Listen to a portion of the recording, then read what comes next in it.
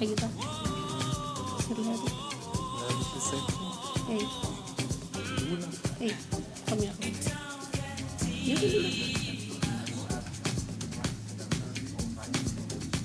جاو هذوك الناس اهلا مرحبا بك لا الاولى لو تيتر فوالا صافي صافي هاي بالانجلي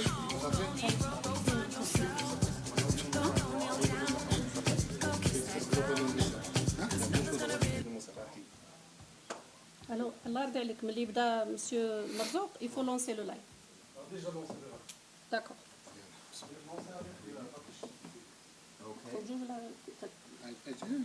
بليز نشوفوا الزوم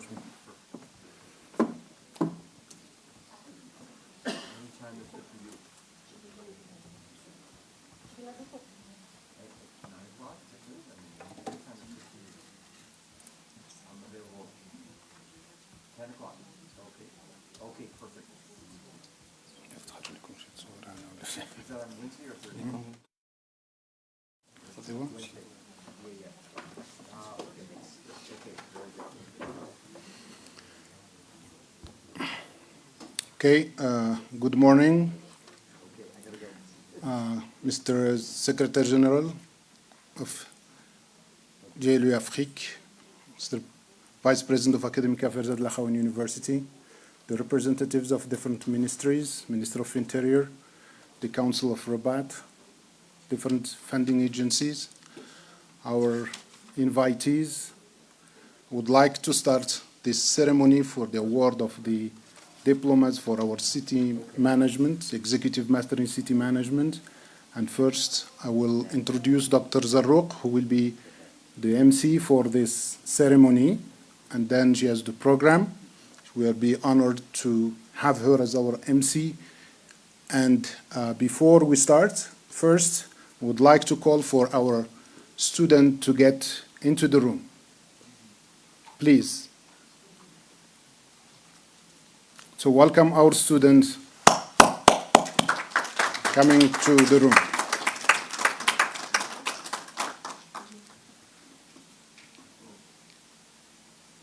Once seated, we will start the ceremony.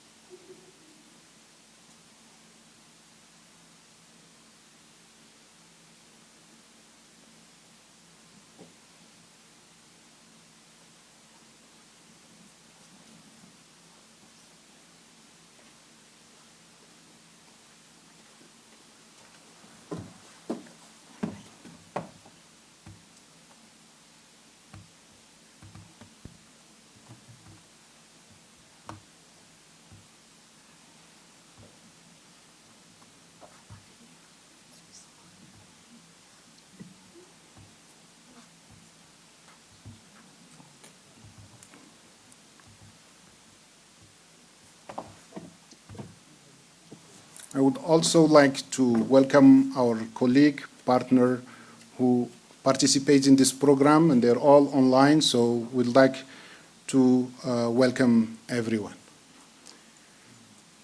Now I will leave the floor to Dr. Zarruq to take on this ceremony as our master ceremony. Dr. Zarruq.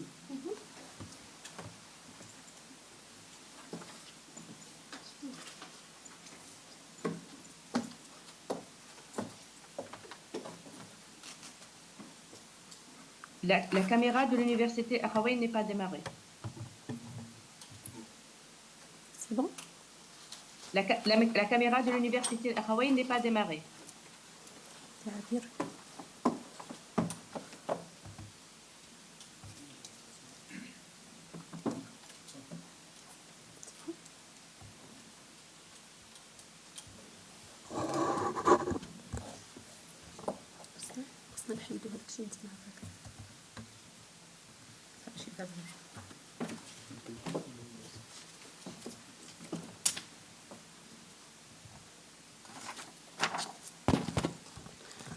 بسم الله الرحمن الرحيم والصلاة والسلام على أشرف المرسلين. We were supposed to be both master of ceremony, but man likes to delegate to women. Okay, I hope I will fulfill my mission. Excellencies, ladies and gentlemen, here we go. Today we are honored to organize the graduation ceremony for our second cohort in the Executive Master in City Management in Africa. So we are here with the High Representative from Africa, from national level, from subnational level, from local and regional government, also all those who have contributed to the success to this program and its implementation.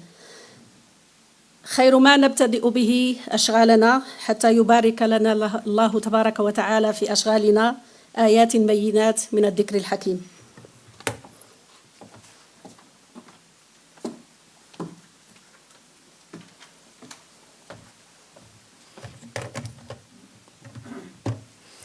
السلام عليكم ورحمة الله وبركاته. أعوذ بالله من الشيطان الرجيم. بسم الله الرحمن الرحيم. أمن هو قانتنا آناء الليل ساجدا وقائما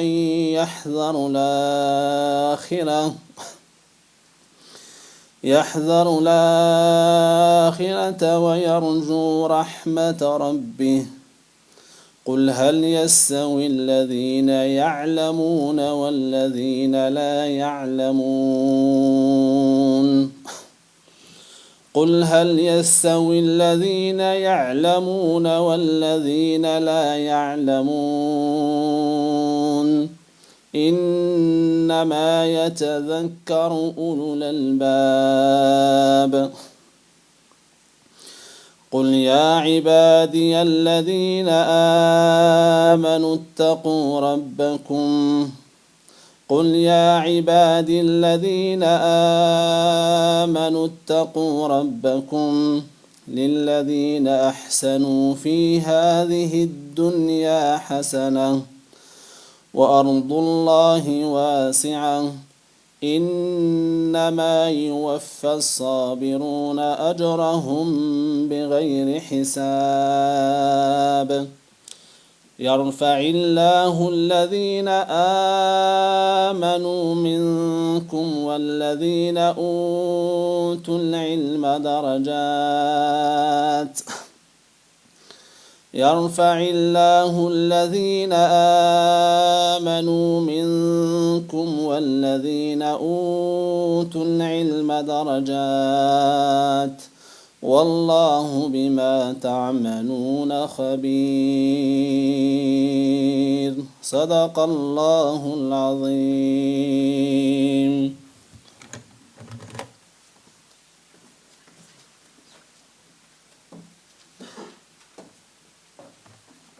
Shukran jazilan.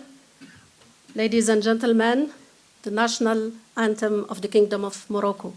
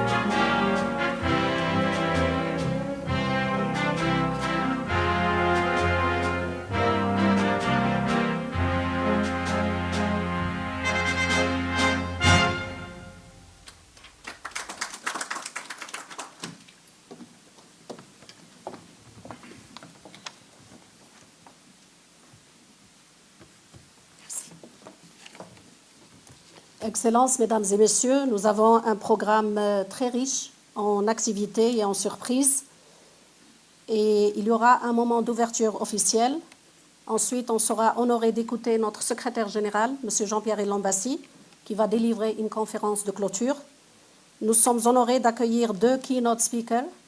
L'honorable Mme Fatih Al-Moudni, qui est présidente du conseil communal. Présidente, si on peut fermer les téléphones, s'il vous plaît, en mode avion. Nous aurons donc 2 keynote speakers. Il s'agit de l'honorable Madame Fatih Al-Moudni, présidente du conseil communal de la ville de Rabat, et qui assure aussi une mission à l'international. Elle est la trésorière de cités et gouvernements locaux unis au niveau mondial, qui va nous rejoindre par Zoom. Et elle vous présente ses sincères excuses. Ensuite, nous avons l'honneur et le privilège d'avoir avec nous en présentiel l'honorable Madame Atimad Zahidi, qui est présidente du conseil préfectoral de Skhairat Tmara, que vous avez certains d'entre vous visité pendant votre voyage d'études. Nous passerons ensuite rapidement à une présentation rapide avec Dr Marzouk sur les grandes lignes du programme de ce Master Exécutif en management des villes africaines, avant d'arriver au moment que vous attendez tous, mesdames et messieurs les étudiants, la remise des diplômes par son Excellence, Monsieur le Vice-président pour les affaires académiques de l'Université, professeur Dr Christopher Taylor. Et ensuite, ce sera la déclaration officielle que vous avez reçu votre diplôme de l'université avant qu'on clôture notre cérémonie. Sans trop tarder, j'ai l'honneur et le privilège de passer la parole à Madame la représentante du ministère de l'Intérieur, Direction générale des collectivités territoriales du Royaume du Maroc, qui va délivrer son allocution en français, mais elle sera traduite par le professeur qui est là, qui va nous aider à communiquer. Madame, vous avez la parole et on l'accueille chaleureusement.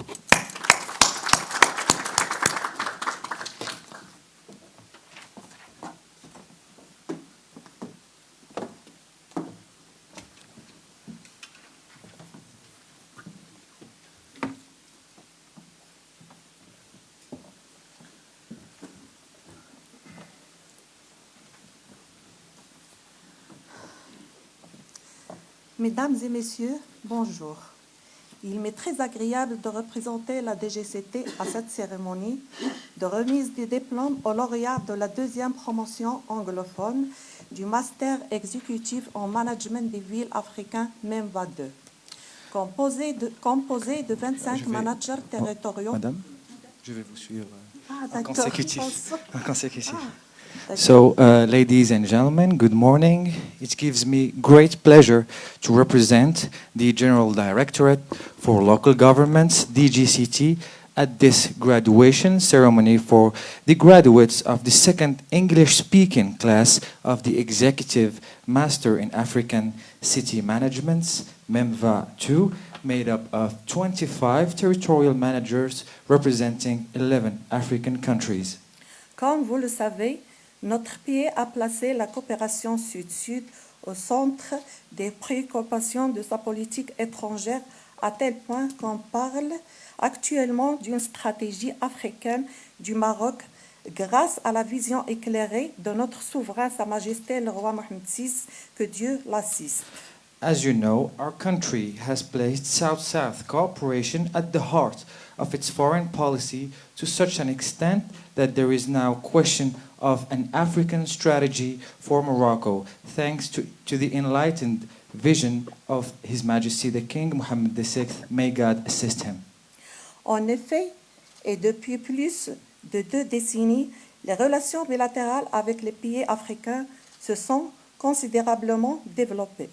Indeed, bilateral relations with African countries have developed considerably over the past 2 decades.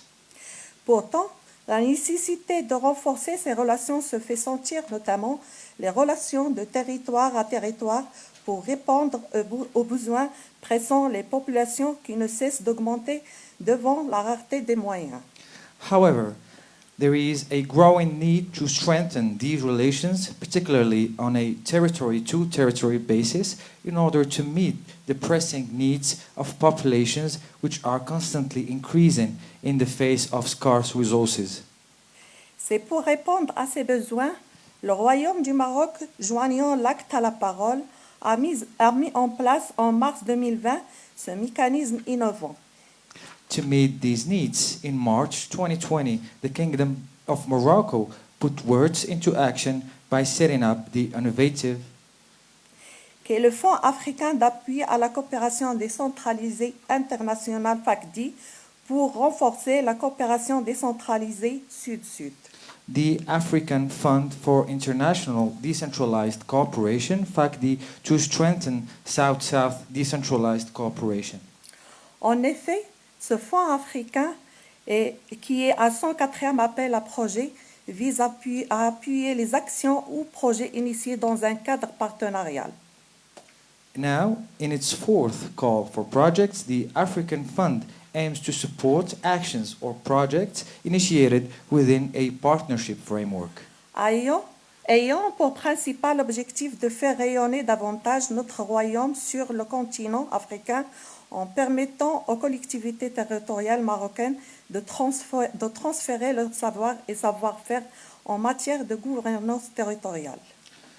Of course, the main objective is raising the profile of our kingdom on the African continent by enabling Moroccan local authorities on the African continent to transfer their knowledge and know-how in the fields of territorial governance, de montage et de gestion de projets d'appui et au service de bases rendues aux citoyens et de renforcement des capacités des cadres territoriaux.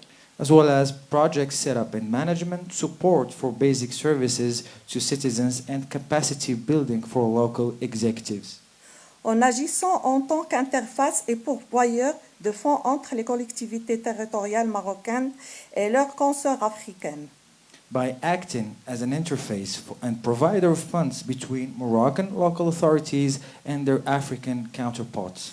L'action du Fonds africain favorise l'échange de bonnes pratiques et la communication entre les territoires, notamment via un partage d'expériences. The African Fund promotes the exchange of best practices and communication between territories, notably through the sharing of experiences.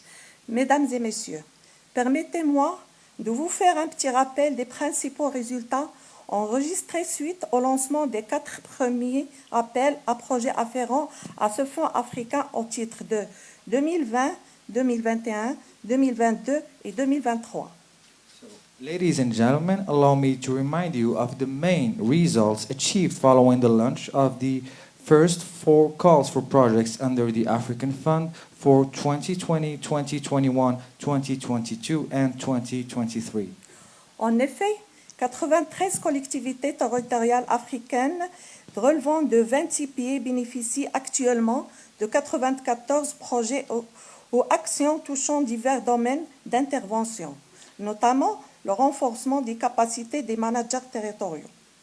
Indeed, 93 African local authorities from 26 countries are currently benefiting from 94 projects or actions in a variety of fields, including capacity building for local managers, La mise à niveau et la planification urbaine d'octroi de bourses diplômantes, la réalisation d'études de faisabilité, la gestion des ressources naturelles, l'appui et services de base rendus aux citoyens, urban upgrading and planning, the awarding of scholarships, the realization of studies and the promotion of local development, scholarships, feasibility studies, natural resources management, support for basic services to citizens,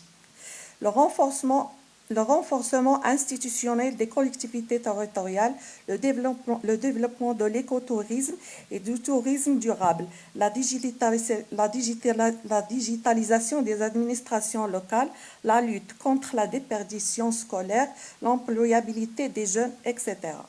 institutional strengthening of local authorities, development of eco-tourism and sustainable tourism, the digitalization of local administrations, combating school wastage, youth employability, etc.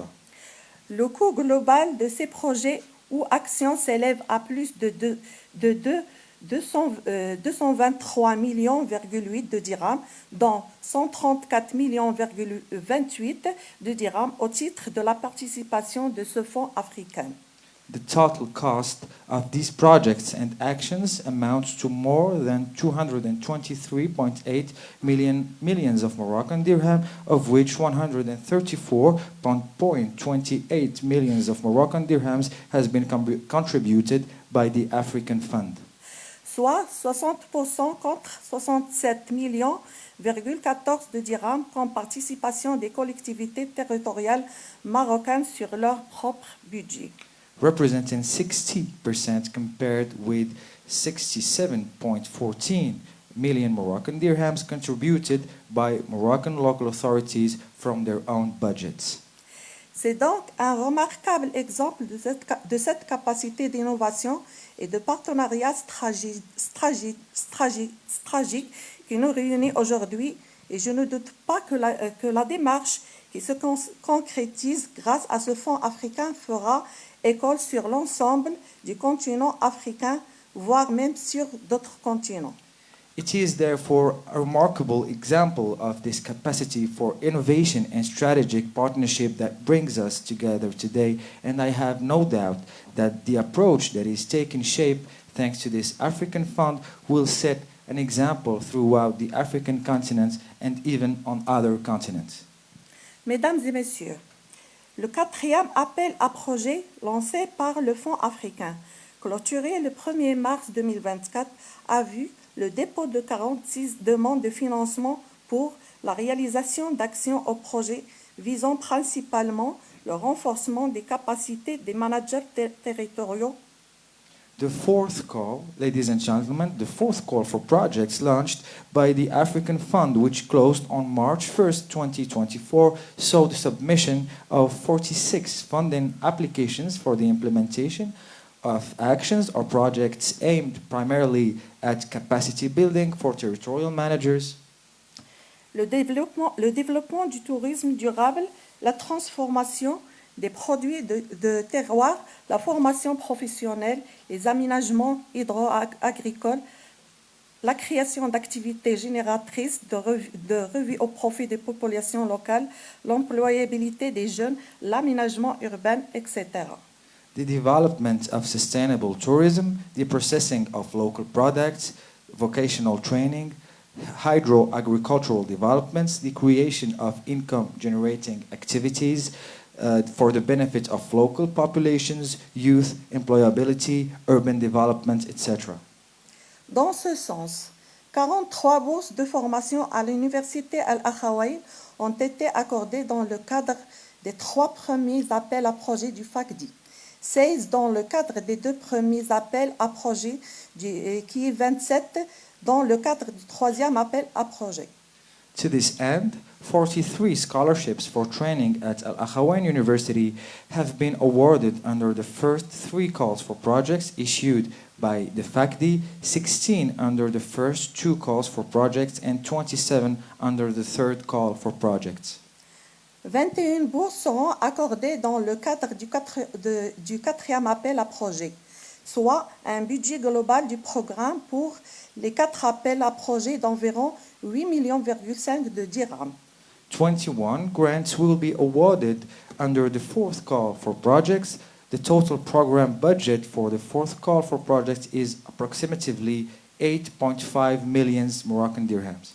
À cet égard, j'invite nos partenaires à redoubler d'efforts en vue de pérenniser les résultats probants enregistrés à ce jour grâce aux actions réalisées par ce fonds africain et par là même renforcer le rayonnement du Royaume du Maroc au sein du continent africain. In this respect, I invite our partners to redouble their efforts in order to perpetuate the convincing results achieved to date thanks to the actions carried out by the African Fund and at the same time strengthen the influence of the Kingdom of Morocco within the African continent. Certes, nous allons travailler en étroite collaboration avec nos partenaires, Université Al-Akhawayn et ALGA, pour arrêter les orientations du programme de formation pour les prochaines sessions de formation. Of course, we will be working closely with our partners, Al-Akhawayn University and ALGA, to define the training program guidelines for the next training sessions.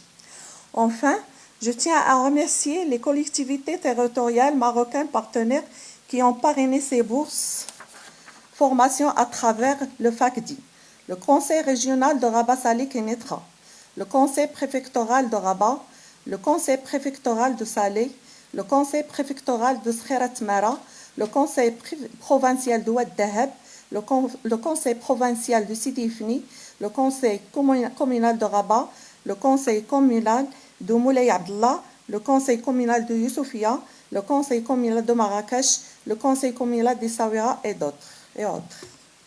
Finally, I'd like to thank our Moroccan partner local authorities for sponsoring these training scholarships through the FACDI, such as the Regional Council of Rabat Saleh Kenitra, the Prefectural Council of Rabat, the Prefectural Council of Saleh, the Prefectural Council of Skhairat Temara, the Provincial Council of Oued Dahab, the Provincial Council of Sidi Ifni, the Communal Council of Rabat, the Communal Council of Moulay Abdullah, the Communal Council of Youssoufia, the Communal Council of Marrakech, and the Communal Council of Essaouira, among others. Aussi, je tiens à remercier l'Université Al-Akhawayn et ALGA pour leur engagement pour accompagner la promotion sortant dans leur programme de formation. I would also like to thank Al-Akhawayn University and ALGA for their commitment to supporting the graduating class in their training program. Sans oublier de remercier également cette promotion sortante du même VA2 ici présente pour son engagement de suivre en résilience cette formation et à qui nous souhaitons la réussite dans la suite de son parcours professionnel. Merci. I would also like to thank the graduating class of MEMVA2 who are here with us today for their commitment to following this training program with resilience and to whom we wish every success in their future professional careers. Thank you.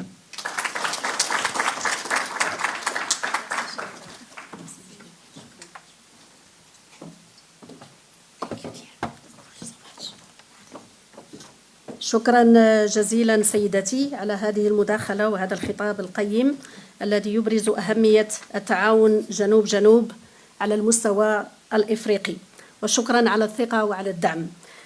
Without delay, I have the honor to give the floor to His Excellency Dr. Christopher Taylor, Deputy President in charge of Academic Affairs in Akhawayn University in Ifrane.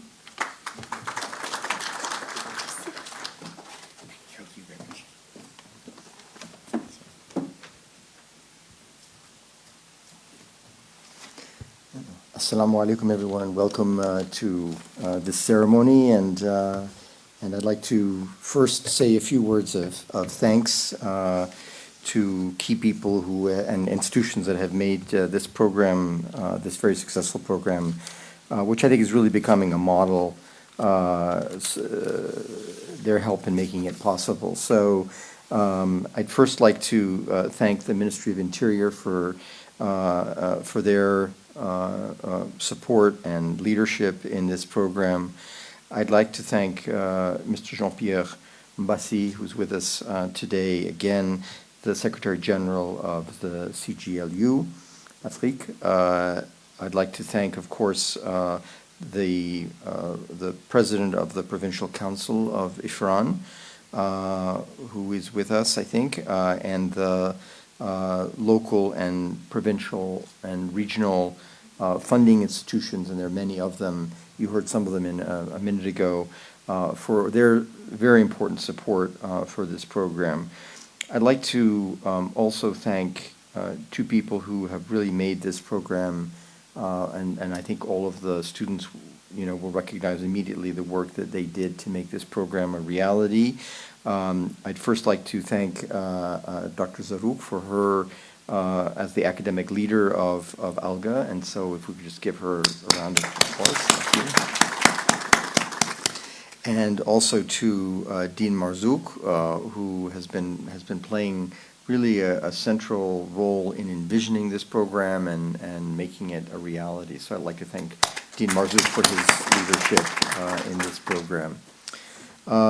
We are today the challenges that Africa faces are many, as you know, but the opportunities are also tremendous.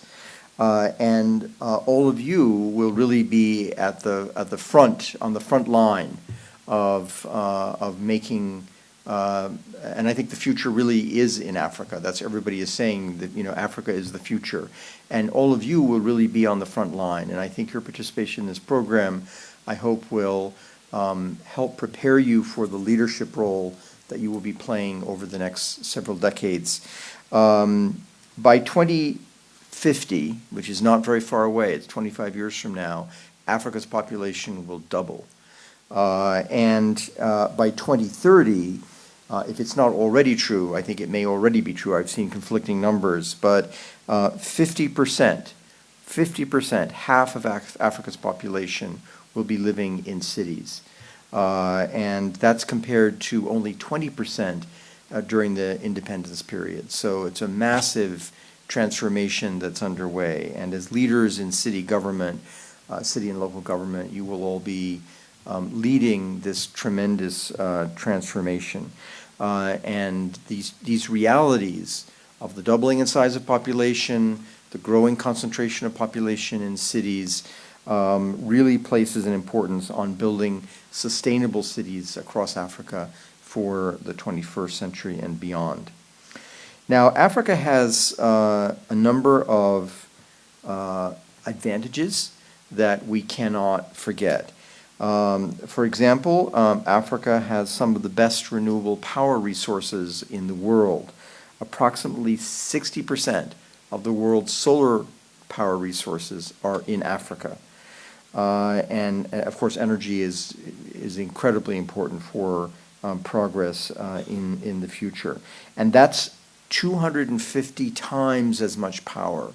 So that 60% that Africa controls is 250 times the amount of power that the continent currently needs. So that's a tremendous resource. Also by 2040, again, not very far away, the world's youngest population will be in Africa. And I think that young population, what's now Gen Z, that will become Gen Alpha, as we know, is really a tremendous resource for the future. Africa only produces 2 to 3% of the world's greenhouse emissions, which again is a great benefit. Africa is not the source of the problem, although Africa pays much of the price for the greenhouse challenges that we face, the world faces as a whole. Africa only produces 2 to 3% of those emissions, and 33 African countries. So the vast majority of African countries have signed the Paris Agreement on emissions. So there's a tremendous advantage in that Africa is very aware. Africa is not the source of the problem, although Africa sometimes has to pay a disproportionate percent of the burden for the climate change that is unfolding because of greenhouse gases. Africa is not the source of the problem, but Africa, as I said, does often pay the price for it. Another, and I hope you learned some, and I'm sure you're aware of it already, but another one of the benefits that, or one of the advantages, I think, is the tremendous change underway, the revolutionary change underway in technology today. So very much the way that 25 years ago, the internet began to transform the world. And many of you participated in this program in part through the internet initially, and through this wonderful resource that we have. Today, AI is the great changing force that I think represents, to me, it's probably the second wave. So if you think of the internet as the first wave of this massive transformation reshaping the world, AI is going to be probably the second wave of transformation that's going to set loose tremendous energies. Now, obviously, AI has a great number of, there are many challenges. First of all, it's still in development phase, but it's developing very, very rapidly. I mean, the first time I really thought about AI in a serious way was in December of 2022 when ChatGPT first came out. And as the academic leader of a university, I realized, whoa, this is going to change many, many things. And of course, my faculty immediately started saying, everybody's copying off of ChatGPT. We can't catch it. We don't know what's going on. And that was only the very beginning of what became a massive transformation. But it's going to be unfolding over the next decade, probably, maybe less, but certainly over the next decade. I think there will be many, many changes, smart cities and so forth that we've seen. And this is going to represent a huge opportunity, I think. So we have to remember that, yes, there are challenges with AI, making sure that it is developed in a democratic way and is used genuinely to the benefit of people. And that's something we have to pay great attention to. But one can begin to see already the tremendous impact that this new technology can have in making progress in Africa and other places around the world. I remember my first time in Africa was in September of 1980. I came to Africa to study Arabic at the American University in Cairo and spent a number of years there. I got married there and so forth. So, the way I like to think of it is my career began in Africa, and I think it's going to end in Africa. I started in Egypt, and it's going to end in Morocco, I think. So to me, it's a nice bookend. But I remember arriving in Cairo in 1980 and making a phone call from one part of Cairo to another part of Cairo was an enormous task. Very few people had telephones in their homes. I mean, very wealthy people did. Many people didn't. You used to go to a grocery store and pay 10 piastres to make a phone call. You would pick up the phone, and very often there was nothing on the other end. It was just dead silence, right? And there was a joke that the telephone service is sort of like marriage, right? There's great excitement, and then you pick it up, and there's no energy on the other side. So, but then a few years later, mobile technology, telephone, cell phones came. And on a recent trip to Cairo, I was struck by the fact I was watching some beggars in Bidan Tahrir, the main center in Cairo, and they had each of them had 2 or 3 cell phones, and they were communicating with each other about which corner to stand on to collect collect money and so forth. So I just thought for myself for a moment, that's a huge transformation when even people begging in the street all have a cell phone and they can communicate with each other. And so these technologies should not be underestimated, the power that they have. And I think that AI is going to be a tremendous force. So I encourage you to keep thinking about AI and the use of AI in your roles as leaders of city government, because I think it will have a transformational impact. So although Africa often comes to the table with disadvantages, sometimes the disadvantages turn out to be advantages, right? So Africa didn't have to build massive telecommunications infrastructure for a world that no longer exists, right? Africa could take a giant leap forward with cell phones and mobile communication. And I think that a lot of the benefits of AI will also accrue to Africa in the decade ahead, as Africa doesn't have to do a lot of things that other places in the world had to do in order to prepare for transformation.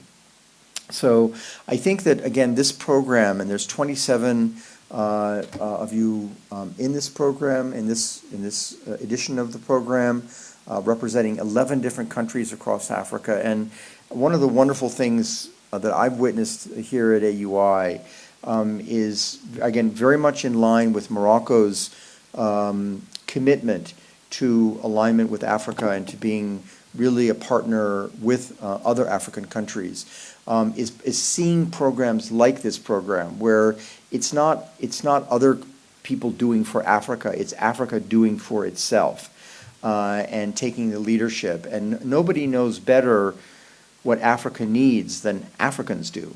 And so I think that this is a wonderful example of Africa really stepping up and taking leadership for designing its own future, not accepting a future that is imposed on it by those from outside, whether they're from the United States or from China or from any other part of the world, that Africans are really setting the agenda for the future of Africa. So I think that's a really encouraging thing. Once again, congratulations to all of you on your accomplishments in participating and succeeding in this program. And we look forward to the awarding of your degrees and to hearing from you in the future as you go back. And please spread the word about this program to your colleagues so that future generations from your countries can join and participate with you, because you will need allies as you go forward in the world. And I think that participating in this kind of program will bring you some of those allies that you need. So once again, Mabruk, congratulations on this wonderful accomplishment today.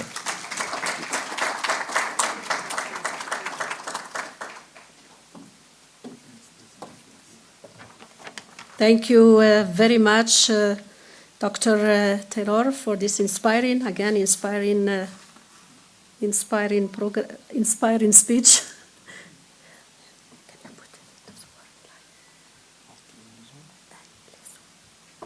So allow me, before giving the floor to Mr. Jean-Pierre Lambassi, another partner in this amazing program, to welcome all those who are online with us, coming from our members, our national association, national or regional association, and also some of the local and regional governments who supported this program.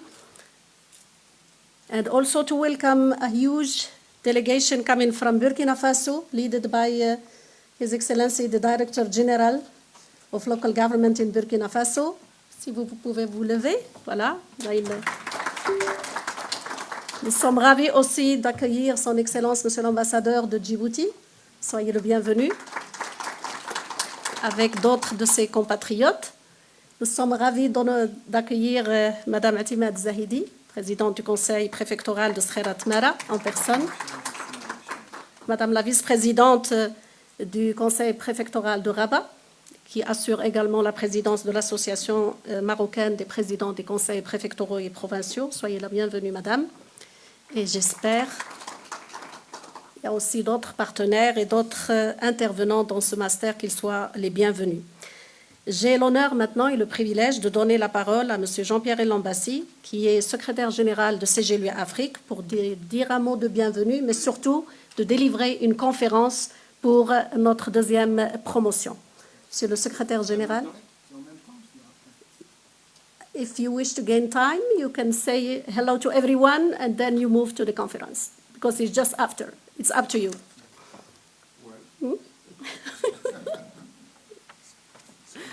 So, no, we will. Sorry. Please. Good morning, everybody. It's still morning, no afternoon. Yeah. I was told that there is an opening ceremony, that there are few words to welcome people at the opening ceremony. And in the latest stage, there is a statement, because I would have wished to have a conversation with the participant to this executive master, the first promotion of English-speaking executive master in city management in Africa. And if I do that now, I think it would not be right. So let me first of all thank the University of Akhawayn for what they accepted as a risk to come up with such innovative approach in skilling people that are on the job situation, going back to the job, coming here to acquire knowledge, to acquire ethical behavior, professionalism. And we wished to be with Akhawayn because we found in this university this kind of assets, endowment. And we thank you for accepting this adventure with us. I wish to really thank the government of the Kingdom of Morocco. I remember at Africities, our flagship event that we organize every 3 years across the continent. 2009, we were gathering in the Africities in Marrakesh. And there came this idea of having two things: a local government academy on the one hand, and a mechanism, a vehicle to try and support decentralized cooperation in Africa. And Morocco succeeded to have both. And we praise them, we commend them, we commend the government of Morocco for that.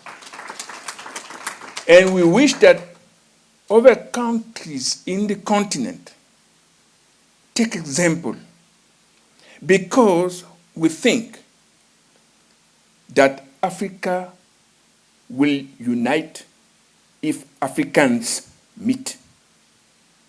You cannot unite people virtually. You should have a conversation face to face for people to appreciate sympathy, antinomy, goodwill, badwill, build together, do togetherness, and brotherliness, sisterness. And this is why it is so important to try and meet. And since Morocco has given this example, I hope many other countries will follow. Thirdly, I wish to really praise the government for FACD. It make it possible. And it make it possible because we had the commitment of Moroccan local authorities to bridge with their counterpart in other countries in Africa, setting an example of where to go with a specificity. It's the first time ever that a country and a city supporting financially a city in recipient country to give the mastering of the fund to the recipient country. This is totally new, and nowhere in the world this exists. And frankly, this also set an example of confidence in building local government ability to master decentralized cooperation project and to try and get local government more and more equipped to bring out projects. And this also is to the benefit of our communities. Lastly, I want to thank all the delegations that came here to honor this ceremony. I want to really praise Burkina Faso to be here. I don't know if people know that they are one of the founders of United Cities and Local Government of Africa. And we have them dear in our heart, and we support what they are enduring. They have all our sympathy, and we will continue to accompany them, and we are thankful that they came, showing confidence that they can have in their organization, continental organization. And of course, our participant, you made a bet, and apparently, you seem to be happy to have made this bet. But in my statement later, I will warn you on the necessity to have your eye open, because the ground out there is difficult. And but I'm sure you are equipped to face any hurdles. Thank you for being here. Thank you all. And I hope that all will be good for all of you. Thank you.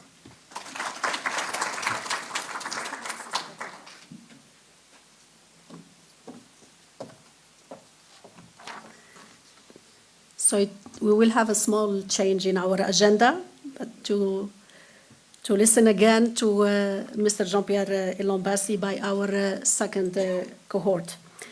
We are honored now to move to our keynote speakers, and I have the immense privilege and honor to give the floor to the Honorable Madame Fatiha El-Modni, Mayor of the city of Rabat, the capital of the Kingdom of Morocco, and the Treasurer of the UCLG World.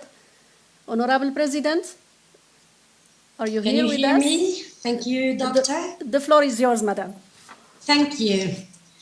So, Ms. Representative of the Moroccan Ministry of the Interior, General Directorate of Local Governments, Mr. Deputy President of Akhawayn University, Mr. General Secretary of UCLG Africa, Miss Director of ALGA African Academy, honorable presidents of regions, provinces, mayors, and vice mayors, distinguished officials, ladies and gentlemen.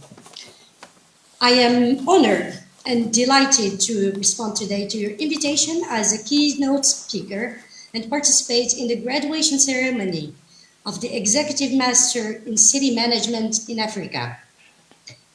This significant program, supported by 27 scholarships awarded by the Support Fund for African International Decentralized Cooperation of the General Directorate of Local Authorities under the Moroccan Ministry of the Interior, reflects a strong commitment to advancing local governance and management skills across our continent. So on behalf of the RAD City Council, I would like to express my gratitude to the organizers and all partners for their engagement and commitment. And it fills me with great joy and pride to witness such a remarkable group of graduates who have benefited from this international mobility formula and fruitful partnership between numerous institutions led by the Support Fund of African International Decentralized Cooperation, FACD, and initiated under the leadership of His Majesty the King Mohammed VI, may God assist him. This initiative aligns with several national reforms and strategies, and of course with the new development model. So this Executive Master Program is more than an academic achievement. It is a vital tool for capacity building of local actors and African expertise enhancements. It promotes academic exchanges, trains responsible and committed citizens and local actors, and provides support to municipal executives and political leaders. Is everything okay?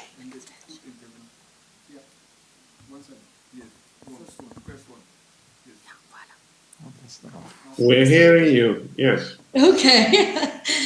And then, of course, this allows them to face and address the challenges of an ever-evolving world.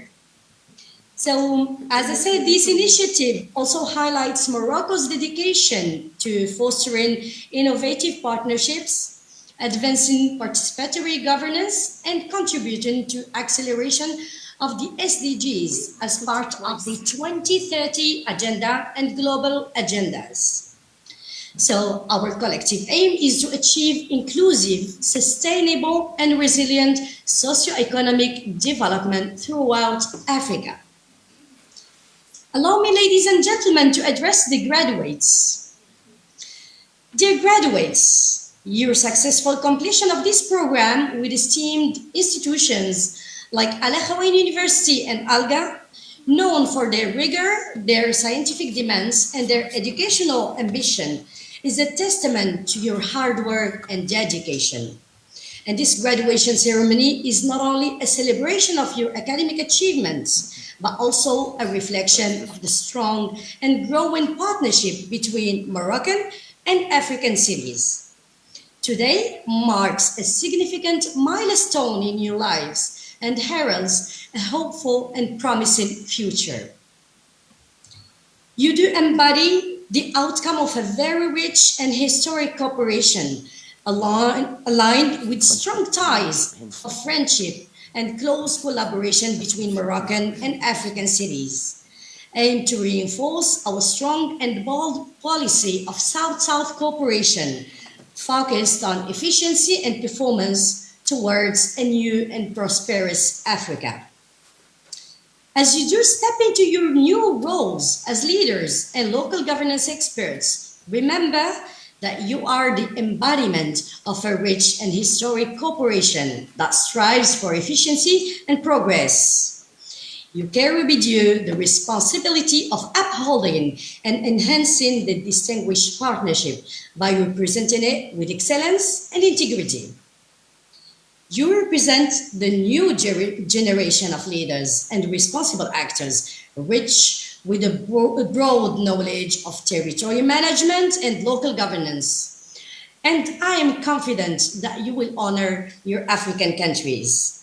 So be part of the global community as ambassadors and witnesses of the meaningful collaboration and strong commitment. Honorable audience, we all know that education and knowledge are both the foundations to build a brighter future for cities and communities.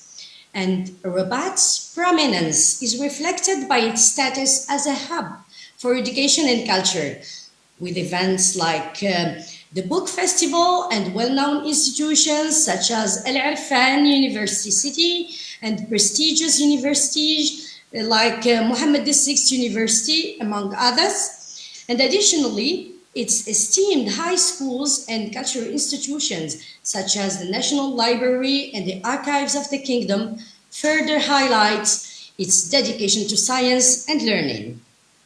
Thus, I reaffirm the commitment of Rabat City Council to continue supporting peer learning initiatives and training programs with African cities. Our goal is to exchange best practices and foster a smart environment that encourages learning, innovation, and research. Together, we can build an inspiring future where education is the key to prosperity, inclusion, and economic growth. I finally encourage all stakeholders to benefit from all these opportunities with ambition, determination, and enthusiasm, and to be part of the global transformation. Congratulations once again for the graduates, and thank you very much for your attention.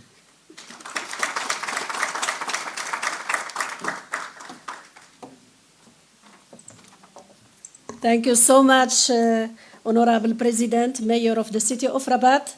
I know you are very, very busy women, but when we invite her honor, she's all the time supporting UCLG Africa and all our initiatives. Our gratitude, Honorable President.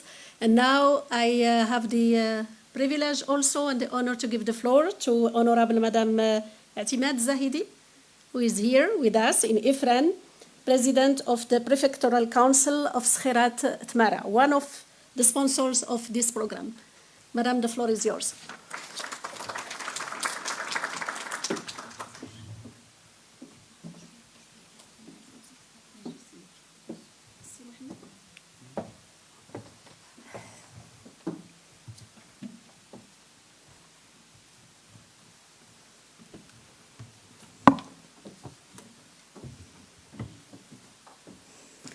Mesdames et messieurs, bonjour. Je suis très heureuse d'être ici aujourd'hui avec vous et de participer à cette cérémonie qui ne fait pas simplement, on n'est pas simplement en train de célébrer la remise des diplômes, mais nous sommes ici pour aussi célébrer la coopération que nous avons entre nos pays africains. Cette coopération qui est vraiment profonde et sincère pour un développement, pas simplement de nos provinces ou bien de nos territoires, de notre collectivité territoriale, mais aussi pour le développement de notre continent africain et de nos pays en ensemble. Alors, ladies and gentlemen, good afternoon to you all. And we gather here today not only to celebrate the graduation of the English-speaking class, but also to celebrate a cooperation between Morocco, the Kingdom of Morocco, and the African continent, a cooperation which is profound and sincere, and it aims to develop not only the provinces and local governments, but also to develop the whole African continent. Alors, je n'ai pas besoin de vous dire que j'espère que vous avez passé un très bon séjour ici au Maroc et aussi spécialement à Ifrane et à l'université Akhawayn, parce que je suis très convaincue que l'équipe, ça veut dire avec CGLU Afrique et avec tous les partenaires, ils ont veillé à ce que vous passez un bon séjour et aussi que vous aurez le meilleur du savoir-faire ou bien le meilleur du partage de l'information entre nous deux pays ou bien entre nous tous. And also, I have no doubt that your stay was a wonderful stay in Morocco, as well as in the Akhawayn University here in Ifrane, because I am deeply convinced that along with CGLU and the other partners who also contributed and made sure for your stay to be a wonderful one in terms of sharing information and knowledge. Alors, je suis certaine que cette formation n'a pas un impact simplement sur votre savoir-faire ou bien sur les connaissances ou bien l'expérience que vous avez acquise, mais elle aura un impact sur vous-même, parce que je sais très bien ce que je dis, que cet impact, il va vous aider pour avoir une ambition, pour bien approfondir cette coopération entre, ça veut dire qu'on est en train d'être libéré de notre territoire ou bien des frontières de nos territoires, et on est en train de libérer de ces frontières qui sont géographiques à une connaissance, à une expérience partagée avec plusieurs pays sur le continent africain. And I have also no doubt that this training was very beneficial for you, as well as the impact will be great, not only concerning your know-how and expertise, but also will impact your professional and daily lives in your continent. I know for sure that this training will impact your ambition as we are deepening our collaborations between African countries and liberating ourselves from geographic borders to have a shared experience and expertise. Aussi, je suis certaine que cette expérience, il aura un impact sur votre vie professionnelle, autant que des bons gérants, des bons administrateurs, des administrations publiques et aussi des administrations de collectivités territoriales, et aussi pour être des bons politiciens qui vont avoir une vision, pas simplement, comme j'ai dit, restreinte sur le territoire lui-même, mais une vision globale sur tout le continent africain.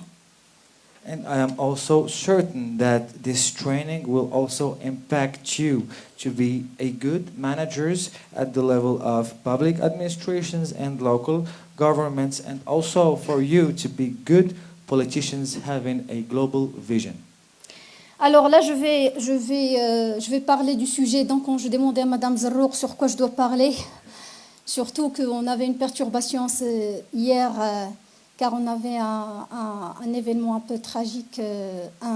C'est le directeur des services du conseil préfectoral est décédé hier, et j'étais un petit peu jusqu'au point que j'allais dire que j'allais pas venir aujourd'hui, mais je voulais partager cet instant avec vous. C'est pour ça que j'ai insisté, et suite aussi à la demande de Madame Zarrouk.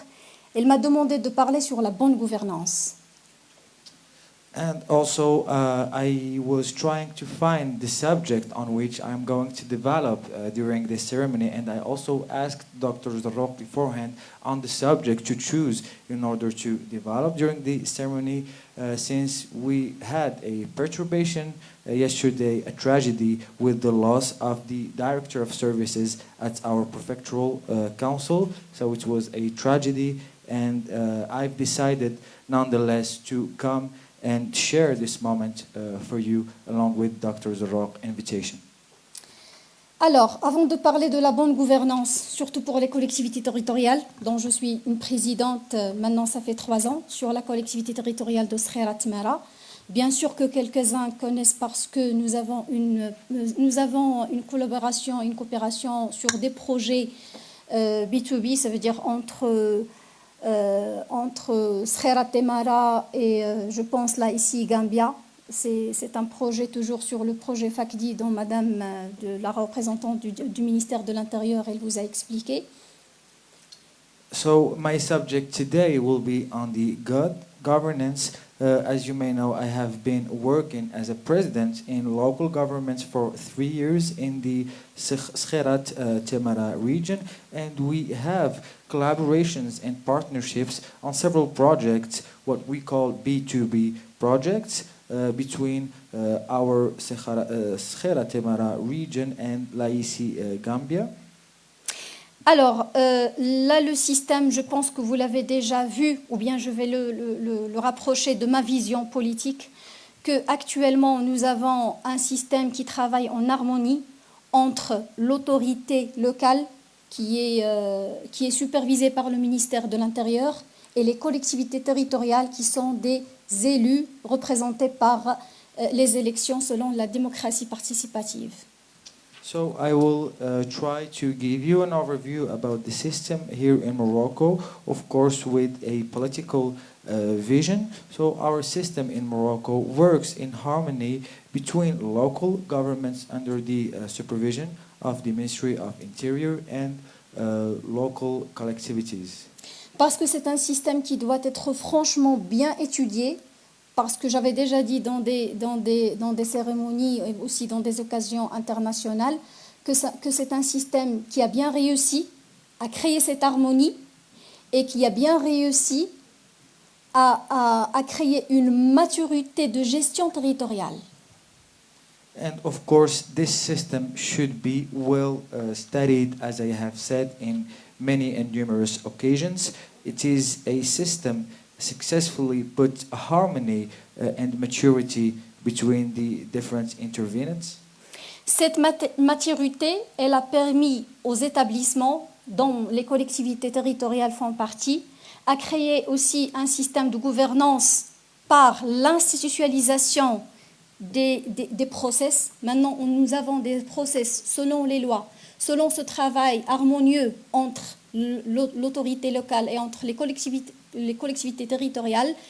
On l'a institutionnalisé. Maintenant, les process, ils sont bien clairs, ils sont bien dans une institution et ils travaillent avec une fluidité que c'est bien clair pour les deux parties. Et c'est très important pour la gouvernance locale. And also, this maturity led us to institutionalize this system on the local government level. So we have institutionalized all the processes by virtue of several laws between the local authorities and local governments. Now we have processes that are clear and simplify the work of all the intervenants. Quand nous parlons de la bonne gouvernance, nous parlons de la bonne gestion financière. Et c'est comme on dit, le point sensible de la bonne gouvernance. Comment gérer et comment bien dépenser d'une façon logique, d'une façon correcte pour le bien de tout le territoire et avec une vision partagée. Premièrement, c'est la digitalisation. Nous sommes arrivés à un niveau de digitalisation pour digitaliser les commandes publiques qui permet une bonne gouvernance de gestion locale. And also, when we talk about good governance, we should talk about the good financial management, which is a sensitive point. We have to well manage our financial resources, first of all, by a process of digitalization of our work.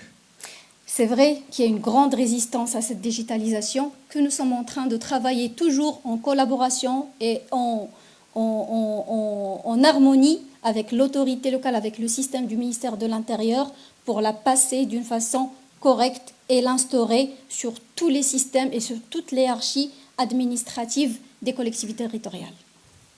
Of course, we are facing a great resistance concerning this process of digitalization, but we try to work in collaboration with the local authorities as well as the Ministry of Interior to install this new and best practice at the level of local governments.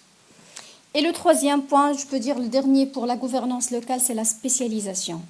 Et là aussi, comme j'ai dit, le système avec lequel nous travaillons pour les collectivités territoriales et la gestion territoriale, c'est la spécialisation. C'est vrai que vous avez visité plusieurs conseils de la région, conseil de la préfecture et les communes. Et ce dispatching, cette distribution, c'est pour donner une spécialité, une spécialisation. Et cette spécialisation nous permet de travailler en bonne gouvernance. And also the third point concerning good governance is the specialization. As you have seen, we have a system in which we work and manage our territories and give specialization to each level of this local governments. You have visited many councils, regional councils, communal councils, prefectural councils, and you have seen how we have distributed specialization on the different councils. Et pour conclure, je peux vous dire c'est mon expérience personnelle et je suis arrivée à cette conclusion que nous ne pouvons pas avoir une bonne gouvernance, une bonne gestion des collectivités territoriales si nous n'avons pas une bonne administration. And to conclude, and through my personal experience, I can say that we cannot have a good governance and management of local governments if we don't have good administrations. Thank you. Alors, pour avoir une bonne gestion, là, nous devons travailler tous ensemble pour donner le pouvoir à l'administration et plus de contrôle sur l'administration et des bons profits pour l'administration. Merci. And to have this good management, we have to work all together in order to provide our administrations with power and with good profiles. Thank you. شكرا جزيلا السيدة الرئيسة المحترمة. So you can see in Morocco, mainstreaming gender at subnational level is a reality. It's not just the rules and regulation or institutional arrangement, it's a reality on the ground. Thank you to both to the mayor and to the president of Skhirat Tmara, Prefectural Council. So now we will move to the presentation with our Honorable Dean, an overview about the program of the Executive Master in City Management in a few minutes so that all our guests will have an idea about this program. And we move to the certificates and the diploma for our graduates. So please join me at the stage to present all together this program.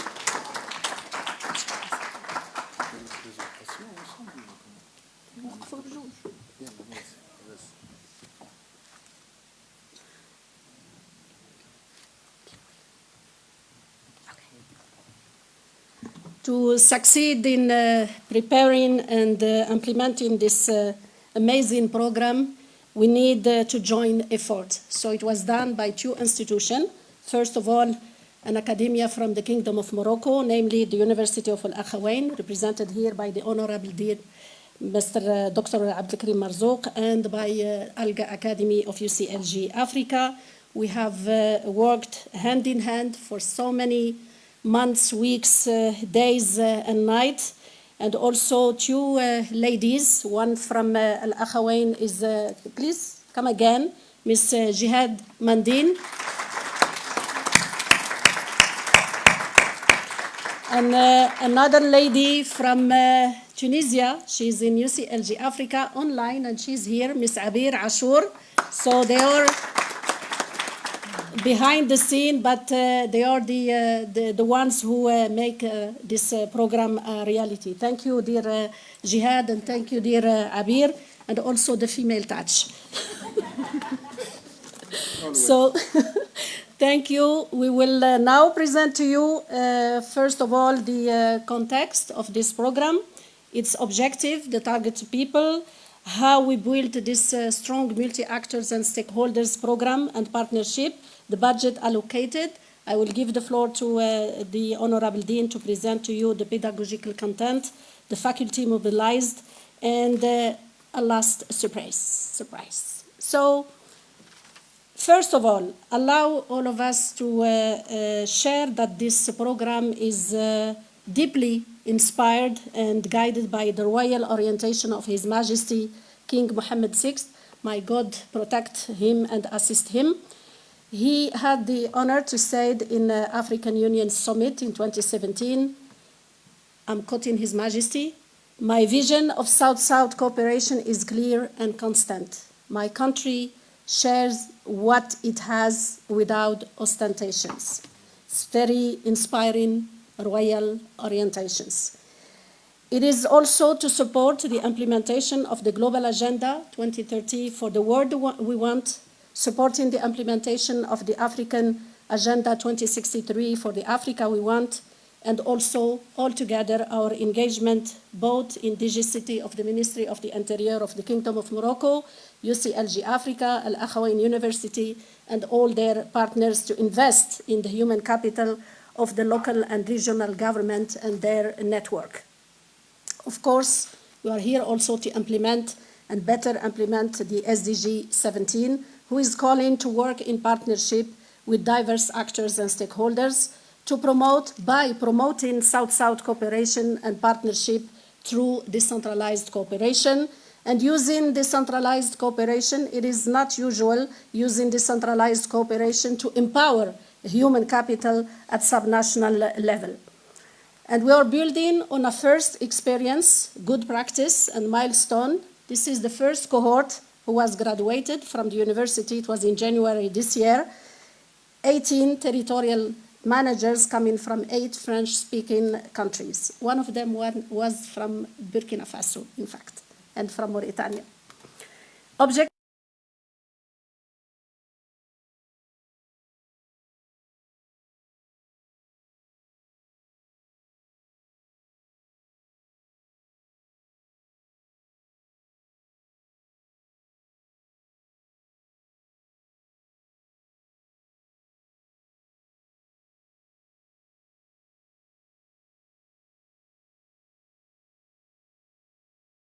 Transforming leadership by changing mindset and also enhancing and encouraging professionalism and performance. The target group, 25 territorial managers, and we have still 2 scholarships because they don't speak English, coming from Madagascar and also Djibouti. We will discuss with the Ministry of Interior to bring them in the 3rd cohort. One mayor is here. If you can stand up, please. And he really was amazing during this program because he struggled between French and English. City managers, financial managers, technical managers, managers in charge of urban planning, HR managers, managers in charge of international relations and decentralized cooperation, and communication managers. Based on multi-actors and stakeholders partners, and it's a hybrid decentralized cooperation, direct decentralized cooperation between local and regional government from Morocco and from 11 African countries, indirect decentralized cooperation because public institutions at central and subnational level are involved, international organization and NGO, and it's a program for development, education, and awareness raising. It's a program of training, capacity building, and empowerment. 12 African countries trusting each other. It's a matter of trust. Morocco, Djibouti, Eswatini, Cameroon, Kenya, Madagascar, Mauritania, Nigeria, Sierra Leone, Tanzania, the Gambia, and Uganda. We start decentralized cooperation by trust and by mutual respect. So the actors involved and stakeholders involved in this program, 12 local and regional governments from Morocco, 1 region, 6 prefectural and provincial councils, 5 communes, and 16 local and regional partners from where the beneficiaries are coming. For the central government, the Ministry of Foreign Affairs, who disseminate the information about the FACD, facilitate the visa process, and it was a tough matter for some of you. The Ministry of the Interior, it was presented by the honorable representative of the ministry, and who helped us to organize the study tours and field visit. We have an international organization. It's my organization, UCLG Africa, and its African Local Government Academy, who played the role of matchmakers between the local and regional government, facilitate, prepare the proposal for the FACD, monitoring the memorandum of understanding between the institution, contributing to the training program, mobilizing expertise, in particular from Africa, and making sure to mobilize practitioners. Academia, you're here in the University of Akhawayn, one of well-known university in Morocco, who plays also a key role in the preparation and implementation of this program, whether by mobilizing the community of experts and practitioners or for drafting, implementing the training program, mobilizing expertise with a focus on African expertise and practitioners. Other actors, we have an NGO, Association Les Randonneurs, because through this 4 projects of decentralized cooperation, we integrate some scholarship for Mauritania, for Mouanko in Cameroon, for Kisumu in Kenya, and the 4th one also from Kanifing in the Gambia. The private sector is also played a key role here, whether it's for travel, for catering, for accommodation, transport, printing, or interpretation. The budget allocated, so it's about 27 scholarships. Each scholarship is about 16,000 euro, 60% supported by the FACTI Fund of the Ministry of the Interior, 30% from the local and regional government of Morocco, 10% from the beneficiaries, local and regional government. We're talking about this budget, 402,000 euro. And this is the second experience we are doing with the Akhawayn University. So allow me to give the floor to the Honorable Dean to share with you the pedagogical content of this program. Please. Thank you, Dr. Zarruq. I think as Dr. Zarruq mentioned, this is, when it sees as a program of executive master in city management, it seems like one single phrase. However, we started this process basically in 2017, announced it in Marrakesh 2018, and then we started in 23. So it's a long way that this has gone through the design of the pedagogical training, which relies on 2 things. One is the theory, and then the second one is the practical aspect.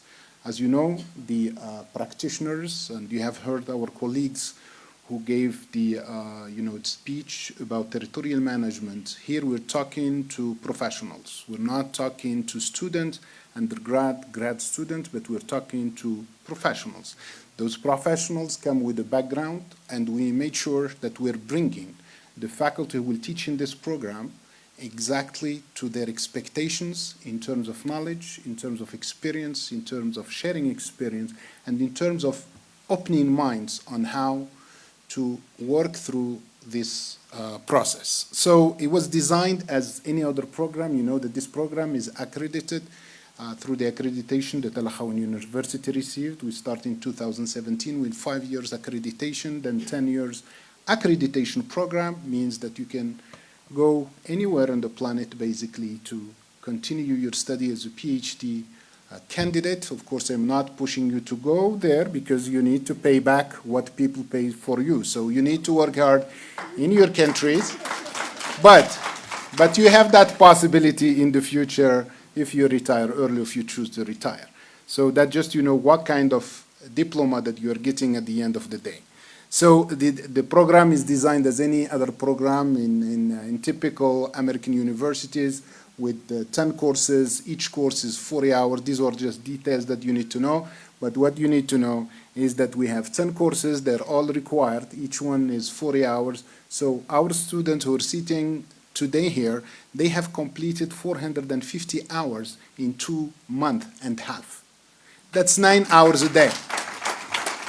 So the design, and there is a lot of gymnastics with Dr. Zarruq on bringing people here. I would like to thank the representative of Ministry of Interior. The Moroccan administration did not sleep to help us and to help Dr. Zarruq, and thanks to her to bring in visas to our trainees, because at the end of the day sometimes it was like 24 hours before the flight and we're still waiting for the visa. So thank you for the Ministry of Interior and Moroccan administration who really facilitate this through the office of Dr. Zarruq. So as you see here, so we have 10 modules. Each one is between 5 to 6 days. We have a core period, what we call a common core in general in undergraduate studies, which is usually five courses. And then we have the speciality, means that we have two specialties with city managers, with financial administrative services, technical director. In this promotion, what we have to have the technical directors and also the city managers. We have used several lectures online. We have brought many people around the world, from Africa, from Europe, from Morocco. We have Akhawayn University also, and we have been very, very selective in people who will lecture. For one reason, we didn't want, people lecturing as in the university and undergrad courses where they would come, tell you, the story of the theory. But in practice, we're bringing people who have worked very, very closely with the municipalities, and also we made sure that the recipient, of course, receive what they need to receive, and they see the immediate implementation of what they're getting. Of course, the requirement for the course, as was any other requirement, with an average of between 4 to 5 quizzes, midterm, finals, essays, etc. And then the final was last week, so all the delegation was in Rabat for 5 days, about 8 hours every day, visiting different institutions and getting to know the Moroccan public administration and how its services and its decentralized services has been working, and then work with, visit some of the successful, territorial management program. Faculty, we had, a number of faculty being mobilized, and this is the English version. We have 2 coordinators. We're a team of basically behind, every day for 2 from, ALGA, and then also from Akhawayn, 16 master faculty. So we have for each program, for each core, for each class, there was a master program, and for each master faculty, there was also some helping faculty. We have 16 guest lecture in person and online to complete that. And then after, we have the cultural and heritage trip. If you can maybe just go ahead, that's the final stage on this, and then I have a word for the graduates. Thank you very much, Honorable Dean.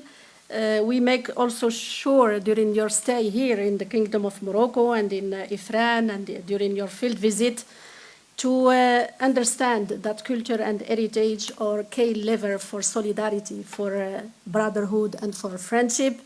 So here it was in the front of the Royal Palace in Rabat, here in the Parliament of Rabat, here in our headquarters, and you can see the tower is 12th, 11th century. Here in the Festival of Moulay Abdullah Amghar with the Honorable Mayor who supported 6 scholarships. He deserves a round of applause. And it's an intermediary city who did this effort. You discovered our culture also, and you can see this strength and this force that represent the force and strength of the Kingdom of Morocco. We discovered our food. But Mustafa was not the only one who ate all this. So thank you very much. I give the floor again to the Honorable Dean. And we will present to you in 1 minute those who have prepared the pedagogical content. Honorable Dean? There is more? Just a minute. Go ahead.